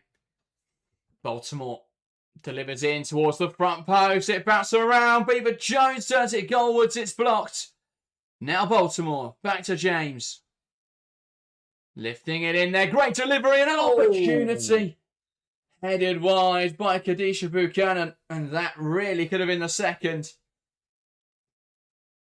Nice move again there from Chelsea. James does really well to recycle this with such accuracy. And Buchanan, I think, has got to do better. Janssen does well there. The hand on the back, I think, just puts her off. But I still think she should do better there. Yeah, very wide of the mark, that header. But again, well worked corner from Chelsea and did well to rework it into the box. But yeah, big chance for Buchanan to put Chelsea 2 ahead. Double change here for United. A change at the back and a change at the front. It's Schuler on for Ellen Vangerheim to lead the line. And Rolfo on for Riviere. So Lundqvist will move to right back. Rolfo coming in to play left back. Interesting. I think Schuler for Vangerheim's the right one. I think bringing off Jade Riviere is a bold decision. Just back from injury, though. I assume there you've got to... It's about more the management of her fitness than... the management of this game. Schuler coming inside. Does really well to hold on to that ball, but it's forced backwards eventually. Lundqvist. Mallard. Has options, looks to deliver it, and that probably the wrong decision. Not soon was in Akers, and that's a lovely combination, and Beaver Jones is breaking away. Janssen sweeps, though, and clears it to Malvine Mallard, who can now put United on the front foot. Baltimore stands her up. Mallard comes inside, shifts to Schuler, opens up the body and tries to shift left, but it's cut out by Carnereid. And Hampton now can launch the ball low. Carnereid up against Lundqvist. That'll bounce out of play, though. Oh, you just don't know, do you? Half an hour to go and still no idea who's going to win this game. Neither side's really took control, have they? Chelsea have had a better period, but they haven't really got enough shots away in that. Weirdly, it feels conservative from both. Chelsea don't want to let their lead slip, but United don't want to go too aggressive for the game and then end up, conceding again and being down and out. Mallard slips it in behind, and that runs through to Hampton. And Hampton happy to just wait the ball at her feet until she gets the pressure from Ziggiotti.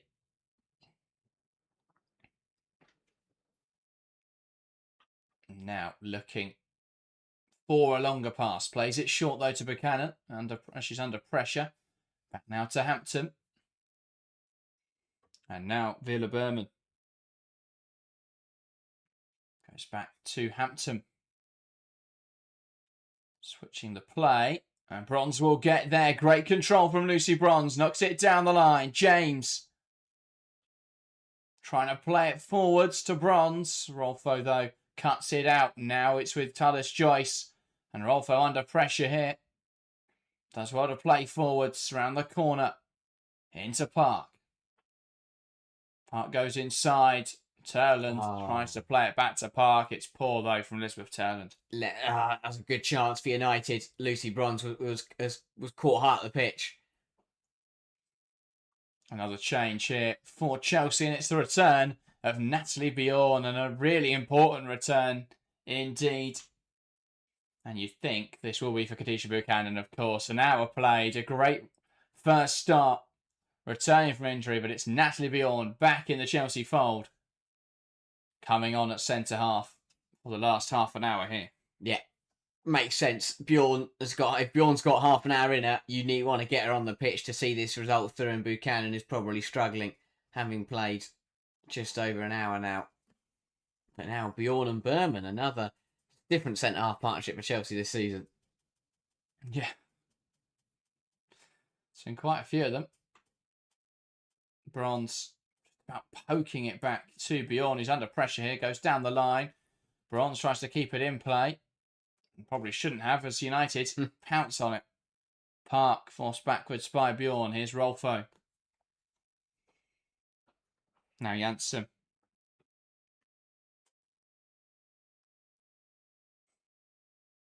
Lundqvist looking to go down the line. Mallard. Brilliant from Sondi Baltimore. And she has looked to be just offside as well. Zeta says, has Rolfo been off form or injured? I always like actually playing. Surprised she doesn't start more for United. And as Phil says, I think Rolfo's at the stage where she has to be managed in terms of minutes.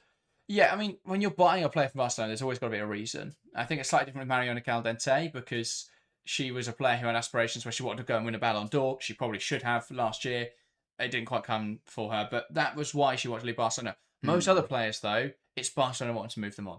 Yeah. And so when you're thinking about the likes of Bronze and Walsh, why did they leave? Well, Barcelona were happy to move them on. And I think similar with Fridolina Rolfo, while it wasn't their favoured option, of the players they had, they were happy to let her go because they needed to conform with FFP. Yeah. Walsh trying to play around the corner. It's cut out and it falls to Bronze, who's lifting it over the top. And an opportunity now for Chelsea. Carnoid getting the wrong side of Rolfo. Can she make something happen? Tries to cross it in, but it's just straight at Rolfo, who clears it away and out for a throw on the near side. Yeah, again, that's where you want Carnoid to just be direct, right? Get your body across Rolfo and make her make a decision. Just didn't have the pace to blast past her. Natalie Bjorn. Oh. And this is a concern. Was it too early for Natalie Bjorn? And she's done. She's not allowed to continue in this game. Could that change prove costly? Because Chelsea now, well, they can't bring Buchanan back on. It's going to have to be, Bjorn's done it. So that's going to have to be Cap dying on and Nuska into the back line, surely. Yeah, it's just as she kicks it and that. And you've got to question why she's coming back into this game. Yeah, that's rough back. That's not good from Chelsea. Evidently can't continue. And the heartbreaking for Natalie Bjorn, because that's going to set her back months, you would think. Being rushed back too early, clearly. Still feeling that injury. And who did Chelsea turn to here? Scotty Shukanuskan. Who else do you turn to in a time of trouble in a positional crisis? Because, the bench is Sarwi, Potter and Captine as the outfielders left. None of those are playing centre-half. Yeah, you'd rather put Nuskan in a makeshift position than bring Sarwi in and reshuffle the back line, I think. Yeah, I mean, you've got to question what's happened to Naomi Girma. I mean, yeah. she's got to pick up an injury. If not, why is she not on the bench? Exactly. Yeah, the fact that Even if it's a slight knock, you think you'd bench her. The fact that rushing back Bjorn was the better option Yeah. than just having Gurn with a knock will be concerning. But yeah, horrible for Natalie Bjorn. Yeah, he's in tears here as she comes off the field. Well, I'm sure if they could, they'd bring Khadijah Buchanan back on. But unfortunately, we don't have roll-on, roll-off subs. Yeah. As Bjorn here is going to hobble off the field of play. And this is horrible for Natalie Bjorn and a massive problem as well for Chelsea. Yeah, and that is poor man management, really, and poor management of fitness. I mean, maybe it might be set. It might be unlucky. It might be separate. Who knows? But yeah, it doesn't look that way. Chelsea haven't got a sub ready. So for the moment, or have they brought someone on? I don't know, but shocking us since he's taking a long throw and giving it straight back to United. I think Vika Kaptein's on. And I just haven't noticed it. Yes, yeah, she's here. So, Kaptein into midfield. Nusken will play right back. Bronze goes to centre half. That's what she does. Just got to see the game out, really. James down the line looking for Carnareed. Cuts it back in there. Not fully dealt with by United. Still not dealt with by United. Drops now for James. There's a head injury here for Vika Kaptein. Yeah, just took the full force of the clearance into the face or the back of the head. It's going to hurt a little bit. Should be all right to continue, though, which would be the main thing for Chelsea. I was going to say, don't get subbed on today because you won't last long. Say, on comes Lexi Potter in a minute. Not ideal for Chelsea, but we mentioned it at the start of the game. You know, you are struggling us to play somewhere, and she'll do that to a good standard. Yeah. The other thing is Chelsea have now used 2 of their stoppages in this game to sub on Bjorn and then sub off Bjorn. I mean, I guess that is the one benefit of making that early change for Aggie Beaver Jones is that doesn't count as a stoppage. Cat does have to go off for a moment here. But it does appear she'll be all right to continue as she has her frustrations at the referee that she has to go and take a moment off the field of play. I think Chelsea may just try and hold this in the corner until the referee allows Kaptein to return. So confirmation there, Vika Kaptein on for Natalie Bjorn. Carnareed flicks it around. Rolfo, it's one back in there by another Swede as Ziggiotti pounces. It's Cuthbert high up the pitch, losing out. Baltimore, though, gets on the ball. Now Cuthbert. Thought she was trying to create the space for the shot there. Goes back across to Baltimore. Cuthbert now does really well there to ride a few challenges. Safe pass into Nusken, who goes wide to Carnareed. And I can't believe that Kaptein's still not been allowed on the field. And that's what Bompastor seems to be quite frustrated about. Cuthbert not had a play by Ziggiotti. 20 minutes to go, and it feels more like a game of management now for Chelsea than anything else.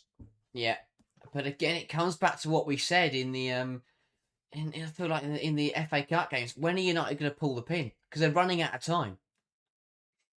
James creates the space. That's a great delivery. Dealt with well. Fantastic header from Letitia. James putting United's backline under pressure. Letitia responding. Excellent job. Just ridiculously good again from Letitia. Already denied a certain goal in the first half, and that's brilliant. Takes it off the head of Beaver Jones. Yeah, great pressure here from Chelsea, and Ziggiotti just caught there in the challenge. Free kick for United.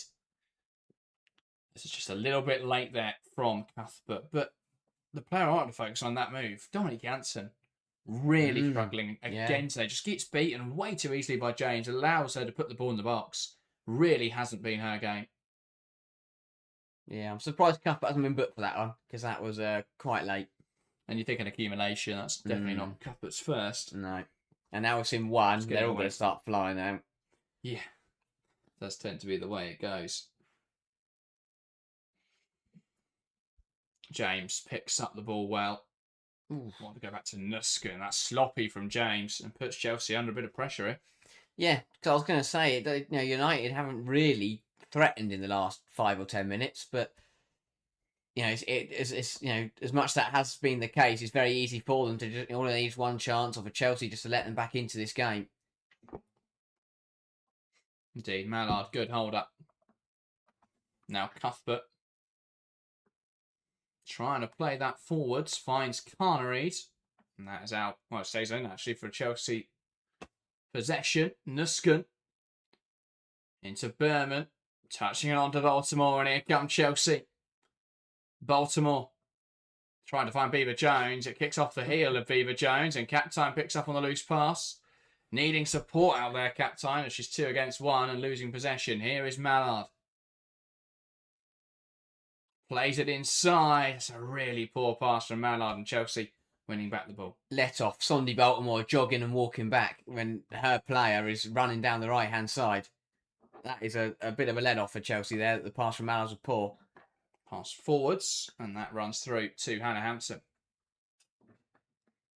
Yeah, bit of a let off. Has to be said. But they've just got to take the pace out of the game. It's exactly what they're doing now. Hampton just standing over it, not picking it up. Doing well just to run the clock down now, Chelsea. Baltimore. Berman. Back to Hampton. Now Bronze. Plays it to Walsh. Walsh, nice turn in there as the pivot player. Captain to Cuthbert. Brilliant from Erin Cuthbert, who's going to knock it to the right-hand side. Here's Carnereed now. Great control. Touches it back to Lauren James. James opens up for the shot, and that's brilliant from Tullis Joyce. Shuffles across their goal well and denies Lauren James. Yeah, United tiring and Chelsea playing through them nicely. So much space for Lauren James just to waltz up to the penalty area and unleash a curled effort. Well read, though, by Tullis Joyce, but better from Chelsea. Walsh and Cuthbert linking up nicely to play it through and out wide to Carnereed. But both sides have got to dig in now. But that was better from Chelsea. United's press just wasn't as intense, and Chelsea took advantage. Ziggiotti. Now Cuthbert winning it back. James does well. That's a great challenge in there from Lauren James. To take it off Schuler.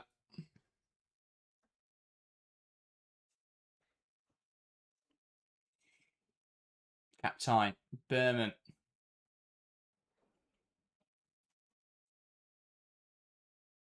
And now Hampton going more direct. That's a great ball, Lundqvist.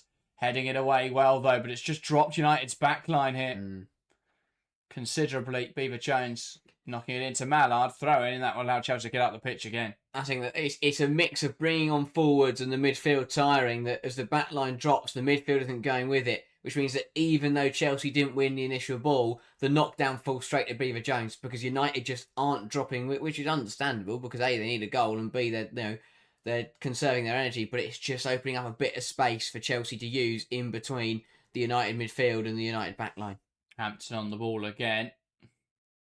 Schuler now applying the press, and Hampton's going to go direct, and Carnereed could be in there if she can get there, battling with Letitia. Letitia gets there and has to knock it out of play. Brilliant work from Carnereed there. Realised she wasn't going to get to the ball, but did enough to put Letitia off, and that sent her back pedalling towards the touchline. Knocks it out though instead for a throw-in. Yeah, the directness is killing United because it's just dropping them so much deeper, and then it's not necessarily because they're dropping too deep, but it's the fact that if they do turn the ball over, they've got so much work to do to get right back up the pitch, and then Chelsea are sending them right back down again. It's good, and now the Blues have got a corner which they are very happy to take their time about. Yeah, what are Chelsea going to look to do from this corner? Now would be the time to go short. Yeah, slow it down, I guess. But equally, if they get the second goal, it makes managing this game a hell of a lot easier. True. So Baltimore is going to put this into the box, and it's in towards the near post. Nodded on and nodded over by Erin Cuthbert. Good contact, but not the direction on that. Yeah, another decent delivery from Baltimore, met at the front post from Cuthbert. But yeah, looked to just flick it on, but just got under it. Indeed. Tullis Joyce. Playing it forwards. Nice turn from Turland. Now Berman's so assertive there against Schuler. Phenomenal again today. And James now has a load of space on the right-hand side. Wants to take on Janssen. Tries to cut inside. And that probably was never going to work. Need to go out wide there, James. Better from Janssen. Rolfo, lovely footwork, but runs himself into trouble. Carnereid, James, Carnereid, is there space for the cross? Lifts it in there, Beaver Jones peels off Lundqvist. Can she get the shot away? She can! Aggie Beaver Jones, scrappy goal, and Chelsea double their advantage.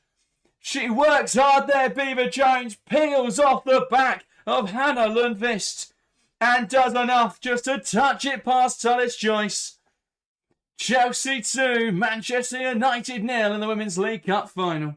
Brilliant ball from Carnereid. It's the first one she's got on the money today, and it's Beaver Jones up against Lundqvist. It's over Letitia, who can't do anything about it, who can't save United this time, and she does well, Beaver Jones, to not only keep the initial ball alive, but to win the knockdown and just poke it past Tullis Joyce. But it all comes Rolfo overcomplicating it. 3 players surrounding her, Chelsea hounding to win that ball back, and Rolfo tries to do some skills to get out of it and makes a mess of it. And Chelsea punish. Really good give and go between James and Carnereid. And from Carnereid, that's the ball she's been looking for the whole game. And with Beaver Jones to aim for, she makes it count. And with 13 minutes to play, Chelsea look to be out of sight. Absolutely. It's brilliant work from Beaver Jones. She wins the initial... Well, no one really wins the initial header, but it's her tenacity and that desperation to get to the ball. She gets there. She pokes it home. Beaver Jones... Well, what a way to end your dry spell. Tucking that one away, and it's Chelsea who double their lead with 13 minutes to play. And they just seem to find a way in finals, don't they, Chelsea? There's still 13 minutes to go, but they've got a cushion now. They've got a more... It's an easier job to defend it. Yeah, and for United, it just takes the wind out of their sails. You can tell the bench, very flat. The team, again, there's a misplaced pass there and already Chelsea got the ball back, and that's exactly what a second goal does.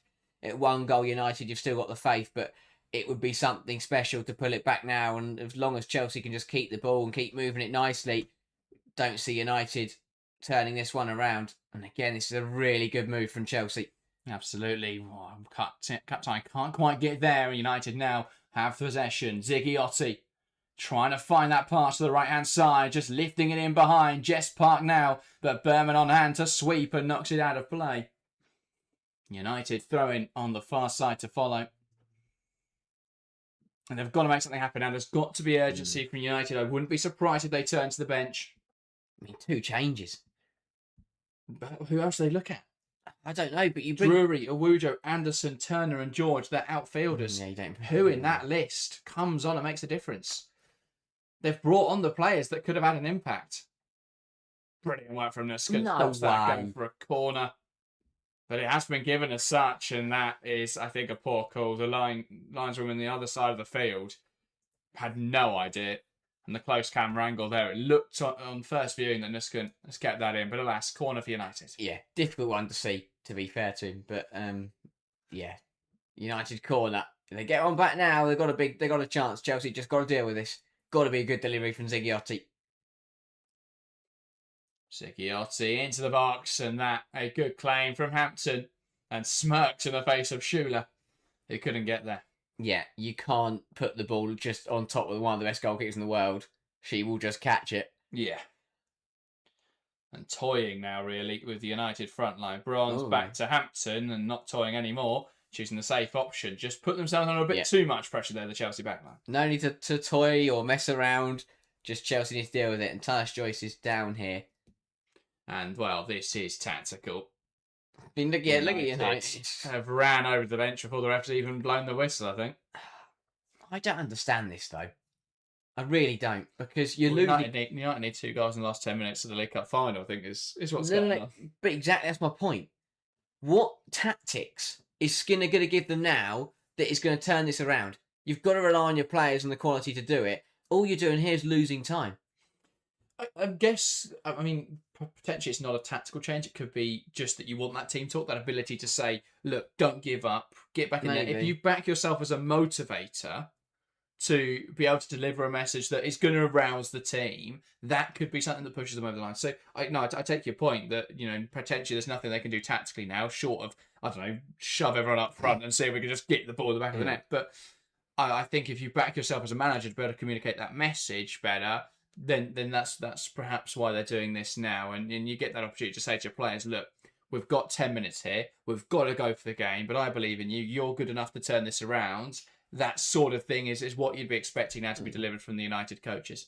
Yeah, it's I guess it's the compensation of how much you weigh up. And yeah, to United, that motivation is more important than the minute that they'll lose for doing that.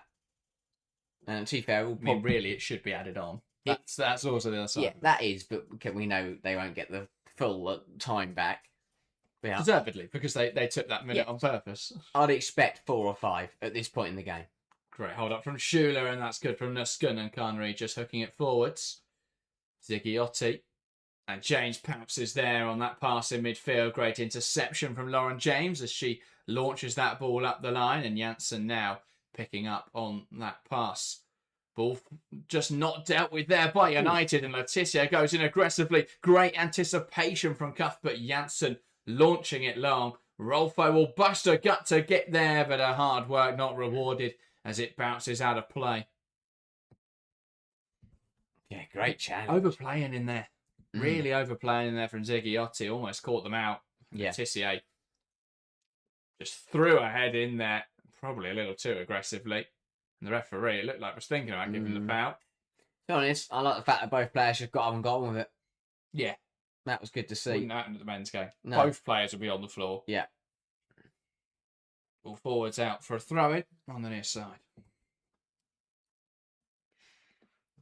United have now got a balance between moving with haste, but also not rushing it. Because when you rush it, that's when mistakes come, but also you've still got to move it relatively quickly. And Bronze there, slowing the game down as much as she can as she lets that ball run out for a goal kick. And I'm sure Hannah Hampton is in no haste to retrieve the football.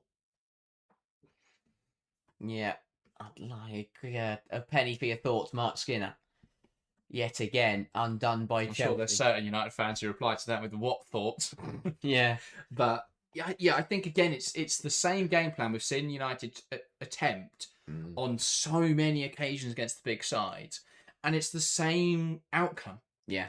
It's the definition of insanity, doing the same thing over and over again, expecting something to change.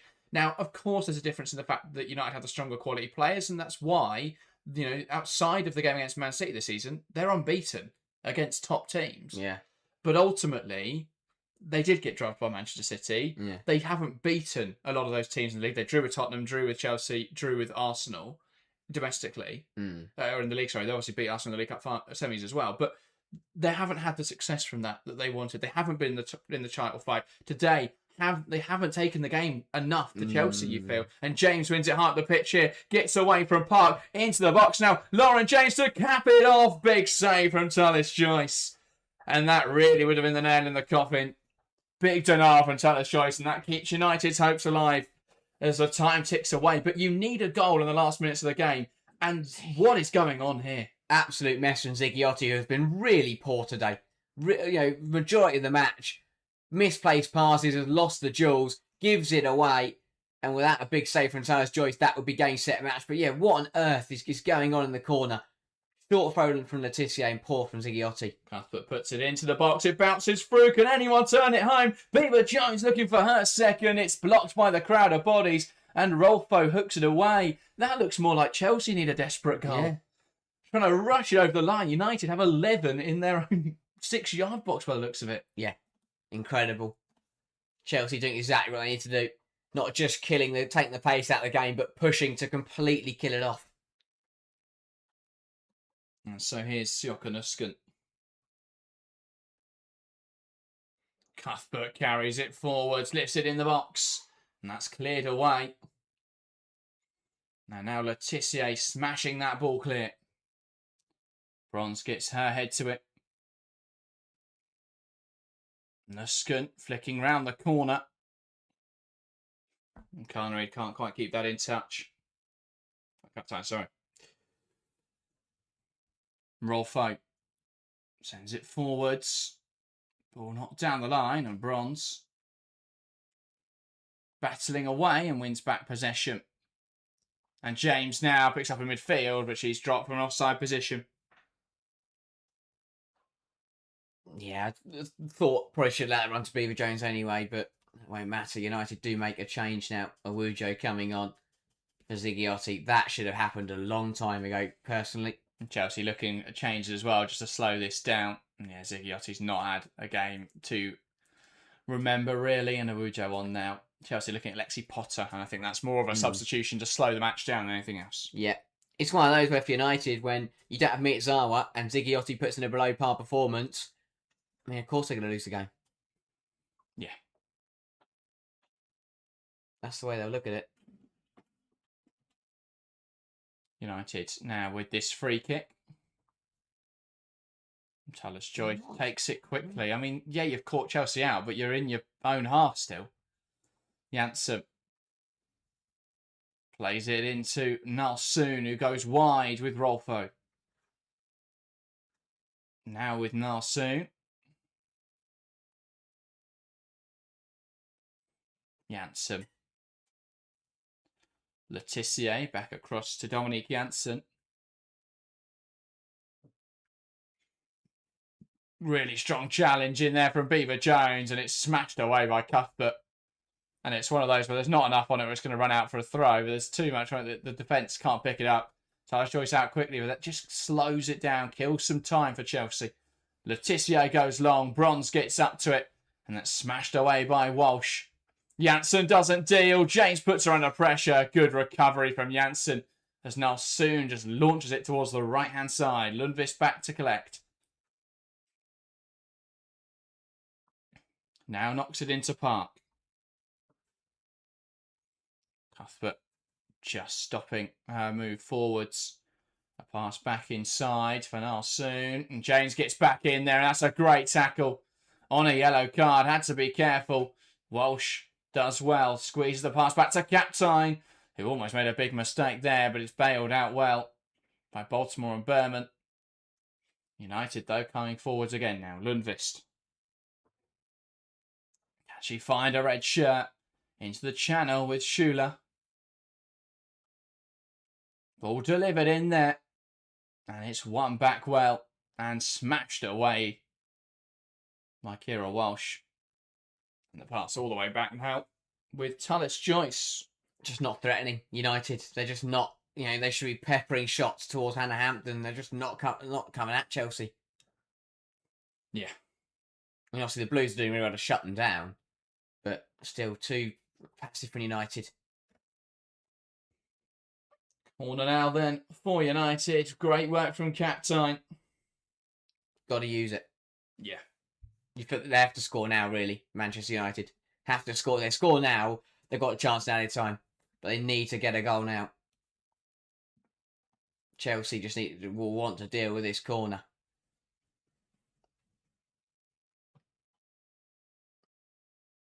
So Letitia with this now, and Tallis Joyce up for it. Can United find some sort of goal in this game to give them hope? Letitia lays it in there. Kept alive by Nalsoon, bouncing around, and Baltimore steers it clear. It'll be Tallis Joyce to recycle this quickest. Park wants to get it back in the box. Delivers it in there, and it's Bronze who gets up to it first. And James then, who gets to the second ball and clears it up the line.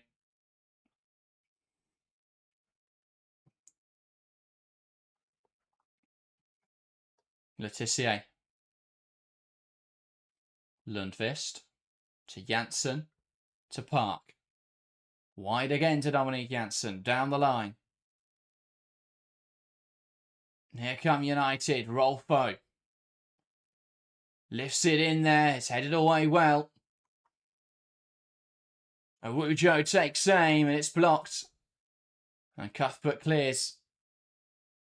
Beaver Jones putting pressure on Hannah Lundqvist. 8 additional minutes at the end of this game. I have no idea where they've got that from. We had Bjorn admittedly down, obviously Tallis Joyce, a couple of subs, but we have not 8 minutes worth of stoppages. No. Not at all. We had 1 minute in the first half as well. Not unless you're stopping the stopwatch precisely every time the ball's even out of play. That is absurd. And the change is going to be Lauren James making way. The goal scorer, the opening goal scorer in this game, departs, and Lexi Potter on the place. Makes sense. James a yellow card. Don't want anything silly to happen at the end here.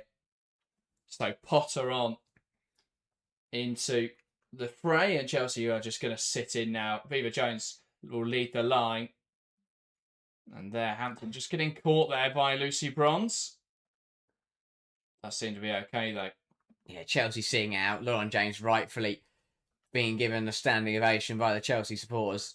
Wins you games, Lauren James. It's what she does. Wins you games, wins you trophies. If you don't overplay her. That is true, yeah. Got to keep her fit, and she's, the decisive player. Narsoon out towards the right-hand side. Schuler lifts it in there, and it's brilliant from Lucy Bronze. Works hard and gets there and clears it away. I think Bronze was caught in it, but Chelsea are coming forwards now. Ball long for Beaver Jones. And Letitia will chase her down, but Beaver Jones will just delay, just hold the ball up and twist and turn her way. Knocks it to Captine. And these two can hold the ball up and just slow this match down now. Back to Beaver Jones. Between her and Captine, is it out of play? It's a Chelsea throw-in. Really good work from Beaver Jones. Just latches onto it. Goes back and forth. Letitia waits for the support to arrive and just uses Captine. But what a piece of defending this was from Lucy Bronze up the other end. Was this the last real opportunity? If Turlin gets there, is it game on for 6 minutes? Potentially so. Well, Bronze with some crucial defending, and Chelsea now have the ball in the opposition corner and they'll hold it. It's another Chelsea throw. Exactly what Chelsea need to do. Just cutting down what is 8 minutes additional time to now, only nearly 5. Nuskin to Carnareed, back to Nuskin. Towards Beaver Jones, who can't quite keep that under her control. And so, a goal kick for United. Well, free kick, actually, there's an offside there anyway. And Talis Joyce sending everybody forwards. And now launching it. And it's cut out. And Potter tries to play it forward. It's going to run out of play. And Rolf actually is going to get there ahead of it. Keep it alive. Nuskin wins the aerial contest with Mallard. Second ball, though, is Mallard. And the ball lifted in behind now. Schuler. Can she find a teammate forced to the corner by Berman, who just stands her up? A pass back now to Narsoon, and it's Letitia lurking on the edge. Turlin squeezes it through, a chance for Mallard, a big save, and Bronze off the goal line. And I think the flag was probably up anyway on Melvin Mallard, and that is terrible for Lucy Bronze there, who just need to crash against the post as she stopped it on the line, but she will get up and continue. Yeah, Mallard had gone too early. Yeah, and all three of United's attackers there had gone too early. What a save from Hampton initially, and then Lucy Bronze, body on the line defending. That's a great save from Hampton. Incredible from Hampton. Absolutely incredible. And then Bronze gets under it, very difficult one to deal with, and heads it off. And even if the flag didn't go, that would have been a goal kick, because Bronze managed to head it back into Mallard and it went off. Superb from Lucy Bronze. Superb from Hannah Hampton. Chelsea wanting to not only win this, but win it with the clean sheet and prevent any chance of United comeback. Indeed. Letitia stepping forwards with the ball out to the right-hand side with Park. Now inside to Hannah Lundqvist. Lundqvist with nowhere to go. Forced backwards to Narsoon.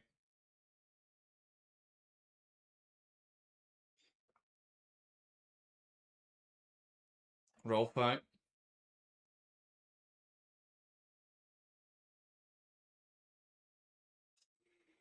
Awujo. What can she make happen? Berman stands her up. Awujo firing wide. It has taken a touch off Villa Berman. Another corner for United then. And again, you imagine the cavalry will be into the area here, including the goalkeeper. Yeah. Talis Joyce making her way towards the penalty area. United are going to pack it out. Very aggressive win that Letitia is going to have to deal with here. But 2.5 minutes left of this cup final. United with it all to do. Ball in there and it's headed away. And a goal kick to follow. As the time here is just ebbing away.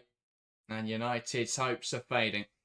Yeah, they haven't done enough, United, simply in the second half. I thought the first half was actually really strong from them. Second half, though, they've just fallen away a little bit. And, when you fall away against Chelsea, they just get stronger and stronger. You always go find yourself on the losing end. Indeed. Lauren James given the official player of the match, and I find it difficult to argue with that. Yeah. When she's on her game, absolutely unplayable, and that was the case today. Chelsea with a very weakened team, really, in the sense that there's not many options. It's not anywhere near the starting front three or starting team you'd probably go for, but Lauren James performing nonetheless. And well, as we approach the final minute of the additional period, that's a bit messy from Beaver Jones. Here's Schuler.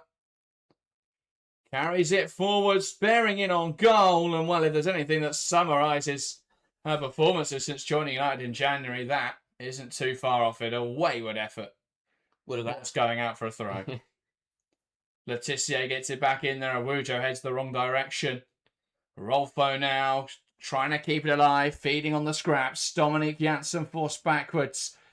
Even a goal now would feel too little too late, you'd think, for United. Janssen. To Narsoon.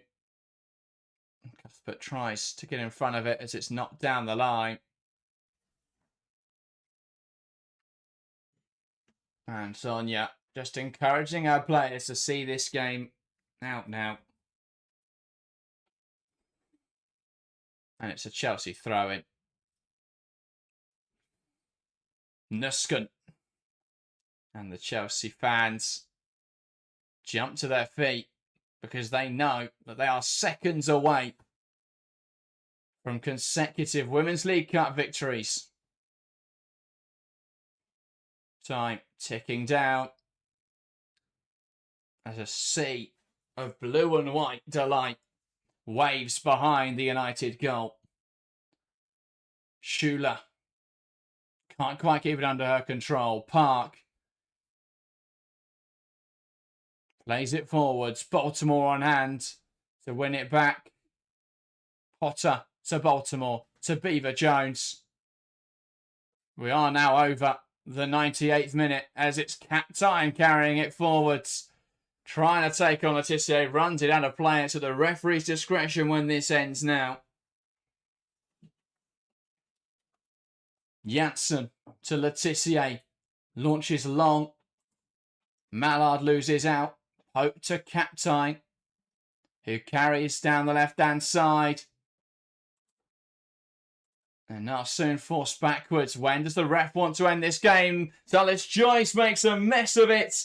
And it's a Chelsea corner at the end of this one. And they won't have to take it because that is the final whistle here at Ashton Gate. Chelsea 2, Manchester United 0. And your Women's League Cup champions in 2026 are Chelsea once again.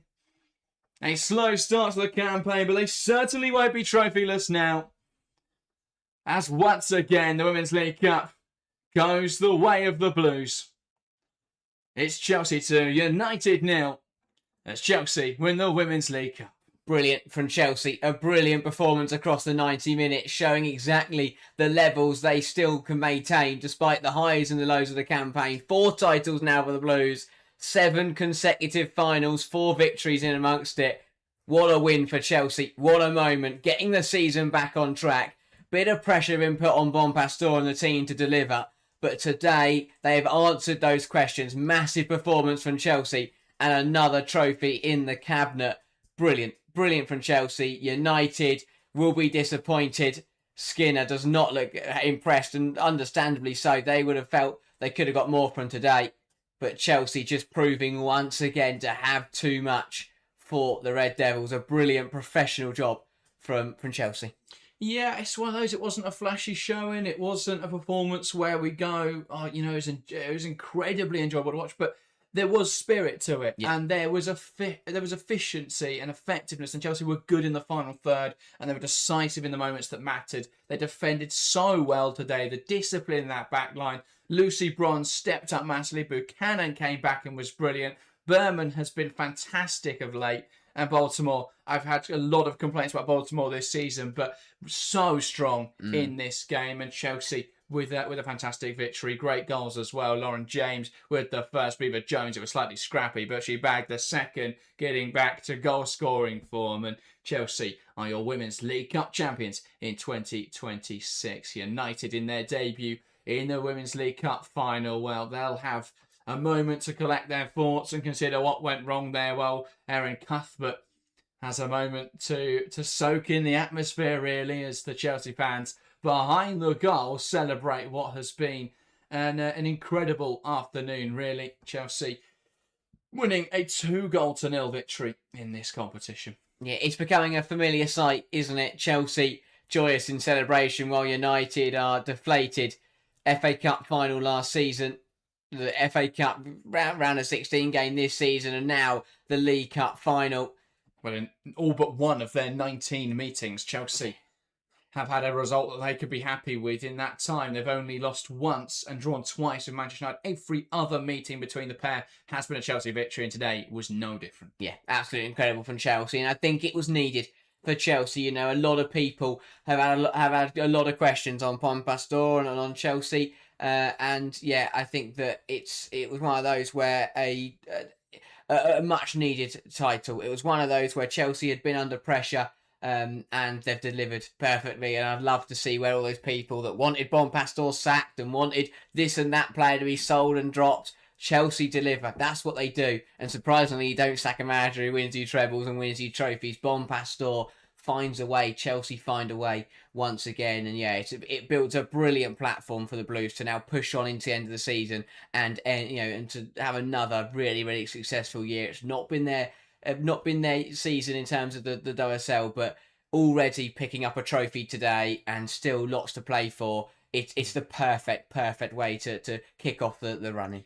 But yeah, showing they can get it done in the big games, showing they can get it done in these knockout matches, and ultimately that's what matters. There's the matter of the tie between themselves and Arsenal coming up in a few weeks' time. That is going to be such a big tie. But again, if they can get over the line in that, then that gives them a great chance of going on and seriously competing to win a Champions League title. We know that is what Chelsea want more than anything, is to win the Women's Champions League. They've got a trophy now. This season probably isn't going to go down as an incredible one. If they win the Champions League, of course, that changes. But as it stands, isn't going to go down as an incredible one. But Chelsea have still won silverware. Yeah. And I think that speaks volumes about how strong this squad is, that even in a season that hasn't been particularly good for them, they've still won silverware. They're still in the fight for 2 other trophies as well. And this season could very quickly become a very fruitful one for the Blues. But yeah, I think it's a marked improvement in performance in recent weeks as well. This was a strong showing against a tough United side. And yeah, 2-0 victory to get the clean sheet as well, but to be effective in front of goal. Really good stuff from Chelsea. Yeah, it takes the pressure off. It's exactly what it does. It is, the celebrations, of course, Chelsea are happy, but it's also will be a little bit of relief because it just takes, say when you dominate the league for as long as Chelsea, for as many years as Chelsea has, when you do slip up, there's pressure on, and with the Champions League is never a certain, is never, is going to be a very difficult task. The FA Cup as well, trophies are never a certainty. So for Chelsea to get one under their belt is important. Especially at the first time of asking. Once you start losing finals, that's when people will also start to question your quality and to question your pedigree. But Chelsea, again, delivering. And for United, I think they'll be disappointed because they would have hoped to have taken advantage of the fact that Chelsea weren't on it this year. Chelsea, it would now take a lot for United to win the league. They are obviously now out of the FA Cup as well. So for United, their only chance of silverware is now the Champions League. So this was United's opportunity, really, for me, to get their hands on silverware. They've gone and blown it, and I don't see them winning the Champions League. So it could be another trophyless season for Manchester United, which is not where they want to be. Of course, they've still got Champions League qualification to fight for. But, I think this will be an opportunity missed. When Chelsea aren't, just waltzing every single trophy like they have done their last few years, I think United would like to have tried to take something from this game, but I mean, they gave it a good go, but as you say, I think that it's a little bit too negative, and playing this way in every single game is going to be difficult to try and get something from, especially when it isn't working. And they didn't pull the pin at any point. There wasn't a point where I thought, right, they're now going to try and win the game, but that never happened. They never absolutely threw everything at it. They made the double change, and that was it. There was no there didn't seem to be a momentum shift where they started going longer or started really going for it until it was too late. And Beaver Jones scored, and that was game over. Yeah, I think United are still lacking that they're a little bit off the top three for me, especially competing in those kind of big matches. What I will say is that while their progression hasn't been linear this season, I still think they have progressed. I think they are a stronger side than they were last year. Their standing in the league shows that. The fact they're in the Champions League quarterfinals shows that. The fact they're in this stage of the competition shows that. So unlucky as well to be drawn against Chelsea in the FA Cup round 16. But yeah, I think they've done well to be in those stages of the competition, but it's that they're just not quite getting to winning really. They're getting to the finals, they're getting into good positions, they're not quite winning anything. And I think this will probably be a trophyless season, but maybe they'll pull off a surprise and win the Champions League. You never know. But yeah, I still think though it has been a progression for United. I think they are a better side than they were last season by some margin. I think they've got a stronger squad. I still think though today there were areas of their squad where weaknesses were exposed. Defence midfield particularly. Without Miyazawa, I think that midfield looked incredibly open. I think they don't really have another option when Toon's not in there. And today the 4-4-2 just didn't really work. And yeah, I think United's lack of options were exposed, and while Chelsea have had so many injuries, they were still able to rotate. They were still able to bring players in, and they had more of an impact in this game. So, yeah, that's food for thought for United, and of course that feeling once again of disappointment is going to hurt. But I do think it's still been progressive this season for Manchester United. Yeah, exactly that. I think they've got, last season, they were absolutely blown away by Chelsea in certain games. It wasn't too long ago they lost 6-0 to Chelsea. So I think the fact that this season they drew the first league game, they went to extra time in the FA Cup, and they only lost 2-0 here. I think it does show that progression to the point where they can they can challenge Chelsea. They can challenge the other big three. So I think that's important for United. As I say, that next step will be that they start winning games. They start getting the better of Chelsea. Start getting the better of Arsenal and City more consistently. But even their FA Cup final win, obviously they beat Chelsea en route, and that was a big step. But that came against Tottenham in the final. Yeah. They haven't proven yet an ability to beat these big sides in the final. And that will be the next step. 2 defeats to Chelsea in FA Cup finals, a defeat to Chelsea now in a League Cup final.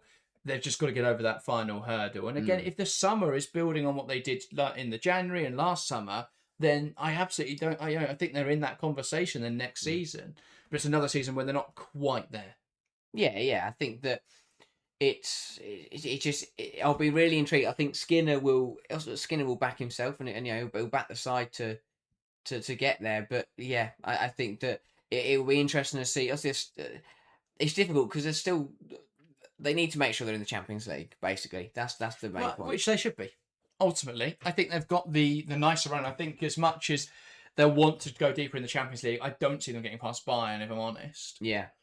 And I think they've got then a decent run in. I mean, if you look at the fixtures they've got left to play, West Ham in the midweek, Everton then at the weekend. They've then got Man City, which will be tough, but Tottenham, Brighton, and then Chelsea in the last day of the season. They have the advantage, potentially, in the league at least, of not being in the FA Cup. And if they are knocked out by Bayern Munich, not then in the Champions League, that could be an advantage over teams like Chelsea and City and Arsenal, who are going to have the latter stages of cup competitions to play. So potentially they can get the advantage over Chelsea and Arsenal, particularly. Obviously, City doesn't really matter. They are already running away with the league, while their lead was cut down slightly today, or could be cut down slightly if United win the midweek. It's still fairly insurmountable. United can only go within 6 points. It's not out of the question. Definitely out of the question, but I don't think it's very realistic. Yeah, no, I don't see it happening. But personally, I'd back United to win the games, but I don't see City dropping 6 points. It'll come down to the head-to-head. If United beat City on home turf, it's game on. Then yeah, maybe it's game on. Maybe Mark Skinner's going to turn this final loss into some redemption arc, and they're going to win the WSL and they're going to win the Champions League. But yeah, no, I think City's running. I mean, they play Tottenham next weekend, but Tottenham don't have Kogan, don't have Hunt. They lost to Everton today because they didn't have Kogan, they didn't have Hunt. They then play United after that, Brighton, Liverpool, and West Ham. It's not the most difficult run. They should seal the WSL in a couple of weeks' time, but yeah, obviously delayed by drawing today, dropping points at Aston Villa.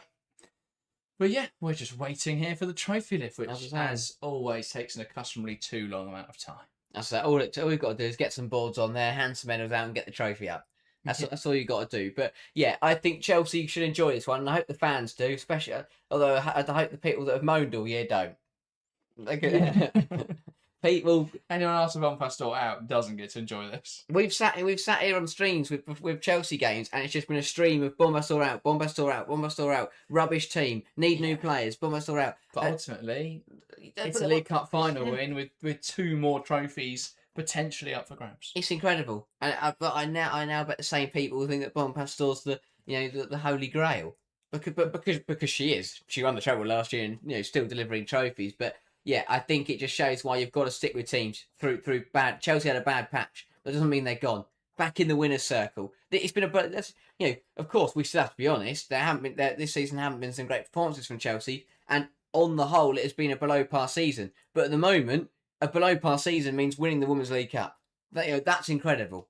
That is ridiculously good. But even when Chelsea aren't their best, they still win trophies. And I think as fans, to be able to be in that position, to enjoy success, even when your side aren't playing at their best, is a ridiculously lucky position to be in. So massive credit to Bompastor, massive credit to the team, because people have asked questions of them. They've been under massive pressure this season. And even when it's not gone their way, they've delivered at least 1 trophy. And again, even things like the injury crisis that Chelsea have suffered this season, it doesn't get spoken about because Chelsea have the biggest, the best squad in the league and the best depth, so it shouldn't be a concern. But Chelsea played a final today with 1 centre-half on the pitch.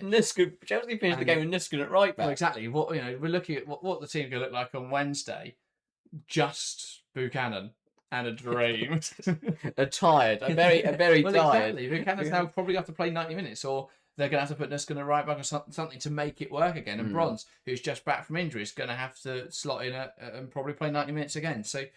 Yeah, it's difficult, but Chelsea getting the job done. Ahead of the trophy lift here, I will just say thank you everyone that has joined us today. Incredible to see such a strong turnout in this stream. A game that is broadcast for free in the UK, and really strong viewership. So thank you all so much for your support today. If you are new and you have enjoyed today's coverage, then make sure to hit that subscribe button. We are on the road towards 10,000 subscribers, and every subscription helps. We're closing in on 8.25k, so if you could help us. We're trying to hit 10k before the end of the domestic season. We want to hit 10k by the time we get around to the Women's FA Cup final. So if you want to help us to that goal, make sure to hit subscribe. And of course, if you haven't yet liked the stream, well, it's a little bit late. What have you been doing? But make sure to leave a like before we end off. But yeah, we'll get to the trophy lift in a moment. You can probably close the poll as well now in the live chat, because we know who's going to win the Women's League Cup. It's Chelsea again. Very successful season once more. It's Chelsea playing the Women's League Cup. Yeah, officials getting their medals. Probably the easiest game you could ask for. Nothing too controversial, was there? You're a referee. You're refereeing your first ever domestic final. You didn't, VAR didn't have to get involved once. There were no big decisions. No red cards, penalties, of nothing like that. Very easy game to officiate. And I think that's exactly what you're asking for as a referee in a cup final. You just want to go unnoticed and walk off with your medal and go home, and then you can celebrate the fact your own achievements once you get home. But United getting their runners-up medals, a strong campaign, as we said. They came through a very difficult quarter-final against Tottenham, and a even more difficult semi-final against Arsenal, but just couldn't quite get the better of Chelsea on the day. Difference in some of these reactions as well. The mix of a polite smile or just not even interested in niceties of just give me a medal and let me go home, which is understandable. Competitors are Manchester United. They don't want to be in this position where they're picking up runners-up medals. And yeah, there will be that frustration that once again today they couldn't get it over the line. They couldn't beat Chelsea. And yeah, that will be a frustrating feeling, I think, for everyone in the squad, really. They want to really kick on. Yeah, I think it'll be a weird mix. Obviously, there'll be players that, for United, that have been here and been on the wrong end of this result many times before, and that will be frustrating. But also on the flip side, for the young players, who this will be a new feeling. Losing a final, you never forget your first final loss. I say that like I've played in loads. But you just genuinely, players will always say that they'll never forget. You never forget your first final loss because it's the one that hurts the most. So for the young players, this will be a very new experience, and for the players that have been here at United, and as I say, have been, were part of the side that lost the FA Cup final last season. It's a familiar feeling. Doesn't mean it's not any less frustrating for United, but they'll be back they'll look to secure Champions League qualification, maybe put off something magical in the Champions League, but they'll be back next season and fighting for those domestic cups.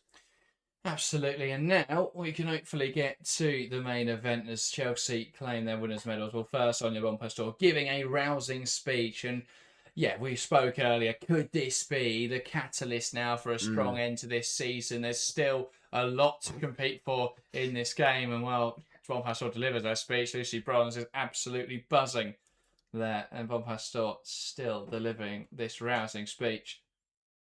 While the Chelsea fans in the crowd, draped in blue and white, celebrate another Women's League Cup trophy. They're catching Arsenal. Arsenal the most. In terms of domestic trophies, or in terms of the league, winning the League Cup, Arsenal the most successful side with 7. Chelsea now on to 4, but obviously with the rule, with the tournament, with the format changing, it's very unlikely that Chelsea are going to be in the League Cup much longer. Yes, very true. And Chelsea there, bundling on top for a moment of Sonia Bompastor. And now, I think they will be allowed to celebrate as Millie Bright jumps in front of Bompastor, and Bompastor is done trying to give any serious team talk. I think she keeps trying to say some motivating speech, but everyone else keeps jumping on top of her. And the FA now, and the organisers of the competition, are desperately trying to stop the Chelsea players from just enjoying the moment because they need to come and get the trophy and some medals at some point today. And Bompastor enjoying the moment. I don't know, but are they? I suppose they're lanyards with Bompastor's, with the Bompastor children. They haven't already got medals. They went up and collected some themselves, but Bompastor first to get her medal. And now the Chelsea squad to follow. But I love how you can also tell that the representative from the FA who she knows and who she doesn't. It's like, oh, you're Lucy Bronze. Oh, no, that's great. And a lot of the players, I'm guessing, especially if they weren't there last season, they won't be familiar with yet. But most of them would have met her by now. Which, with the United players, you could see it was the same as, met you at the FA Cup the last 2 times. But they're quite familiar with Lauren James, you'd imagine. Oh, you're back again. You've won another trophy. Can you stay fit, please? Because we want to win the World Cup next year. Yeah. Nathy Bjorn also receiving her medal on crutches, which is not a nice sight. Not the return she wanted, and hopefully hasn't set back her recovery now too far. A mixed day. You'd probably be looking at her now at the start of next season, rather than being any part of Chelsea's run-in, which, with the number of injuries and problems Chelsea already have, isn't ideal. It's going to be also another bit of a strange feeling with no Millie Bright, Erin Cuthbert to be the one to lift the trophy. Something we haven't seen. Well, we've seen her lift trophies before. She usually just nicks them off people, but led Chelsea well. But it's obvious she bleeds blue, Erin Cuthbert. And is this a changing of the guard moment Maybe. in terms of Chelsea captaincy? A lot of people think that Bright could be set to depart at the end of the season. Could it be that Erin Cuthbert places her as captain, and Cuthbert claiming now the League Cup trophy? Bright now giving her really the blessing to go and stand in the middle, and actually Bright, I think, encouraged by Cuthbert to come and join her in the trophy lift. And Chelsea, the trophy in their hands, raise aloft as Chelsea are the Women's League Cup winners in another season. Their 4th title overall, their 2nd in a row. And Chelsea claim the first piece of silverware available to WSL clubs this season. They probably won't win the league for the first time in 7 years, but they have at least got something to celebrate early in the campaign, and they're still with a few competitions up for grabs. And once again, they get the gold ribbons. Were they dodging them? Well, because Erin Cuthbert was there with the trophy, and as the gold ribbons came down, everyone ran away from her. Poor Erin Cuthbert was just. I hope the photographer got the picture before everyone ran off. I think I remember last season when Micah and Aggie Beaver Jones just ended up getting stuck in them after the game. And Beaver Jones once again The customary has gone and collected it. It's becoming tradition now. The Beaver Jones photo just wrapped in gold ribbons. Yeah. No Micah, but I'm sure they can send us some in the post. And Chelsea, Women's League Cup winners for another season. And Beaver Jones is trying to find someone to join her there at the front. There's no Amale. I think someone's gone sat with her. Looks like Vika Captine. Yes, it is. Yeah, Vika Captine joining Beaver Jones there in front of the sign. As Chelsea claim another League Cup title. Yeah, I think that you can tell the squad are enjoying that. Of course, you enjoy every single trophy you win, but I think that this one's important. It feels more important, yeah, when you've not had a season where it's been just unbridled success, which is what has become a bit, a customary really for Chelsea. So, yeah, I think it is a really important one. It's really important for the rest of this season now that it gives Chelsea a platform from which they can push on potentially. But yeah, big win. And that is probably where I think we're going to end this afternoon stream. Thank you. 40 people still watching us. We're just sat here watching Chelsea lift the trophy. You're sat here watching us. Over 40 people. Thank you so much for your support. I can't thank you guys enough as we are on that road to 8.25k. We're on the road to 10k, I should say. I will remind you, if you are new and haven't yet hit subscribe, make sure to do so. We'll be back this week with loads of coverage across a variety of competitions. Join us on Tuesday and Wednesday morning for the Women's Asian Cup semi-finals. Join us on Wednesday evening as Chelsea take on Brighton, the WSL. That game rearranged because, of course, this Women's League Cup game took precedent. And then next weekend, we have got, on Thursday, I should say, it'll be the weekend roundup. That's not tomorrow. So anyone hoping for the weekend roundup tomorrow? No weekend roundup. We're moving that to Thursday so we can do all the WSL games. So yeah, nothing tomorrow, but we will be live on Thursday to cover all the WSL matches this week. And then we're back next weekend. The WSL returns to Twfc. No WSL today, but we have got WSL in the week and across next weekend before we go back with the Champions League knockout stages. Very exciting. That, though, is everything from us today. Chelsea are your Women's League Cup champions in 2026. Thank you guys very much for watching, and we'll see you next time.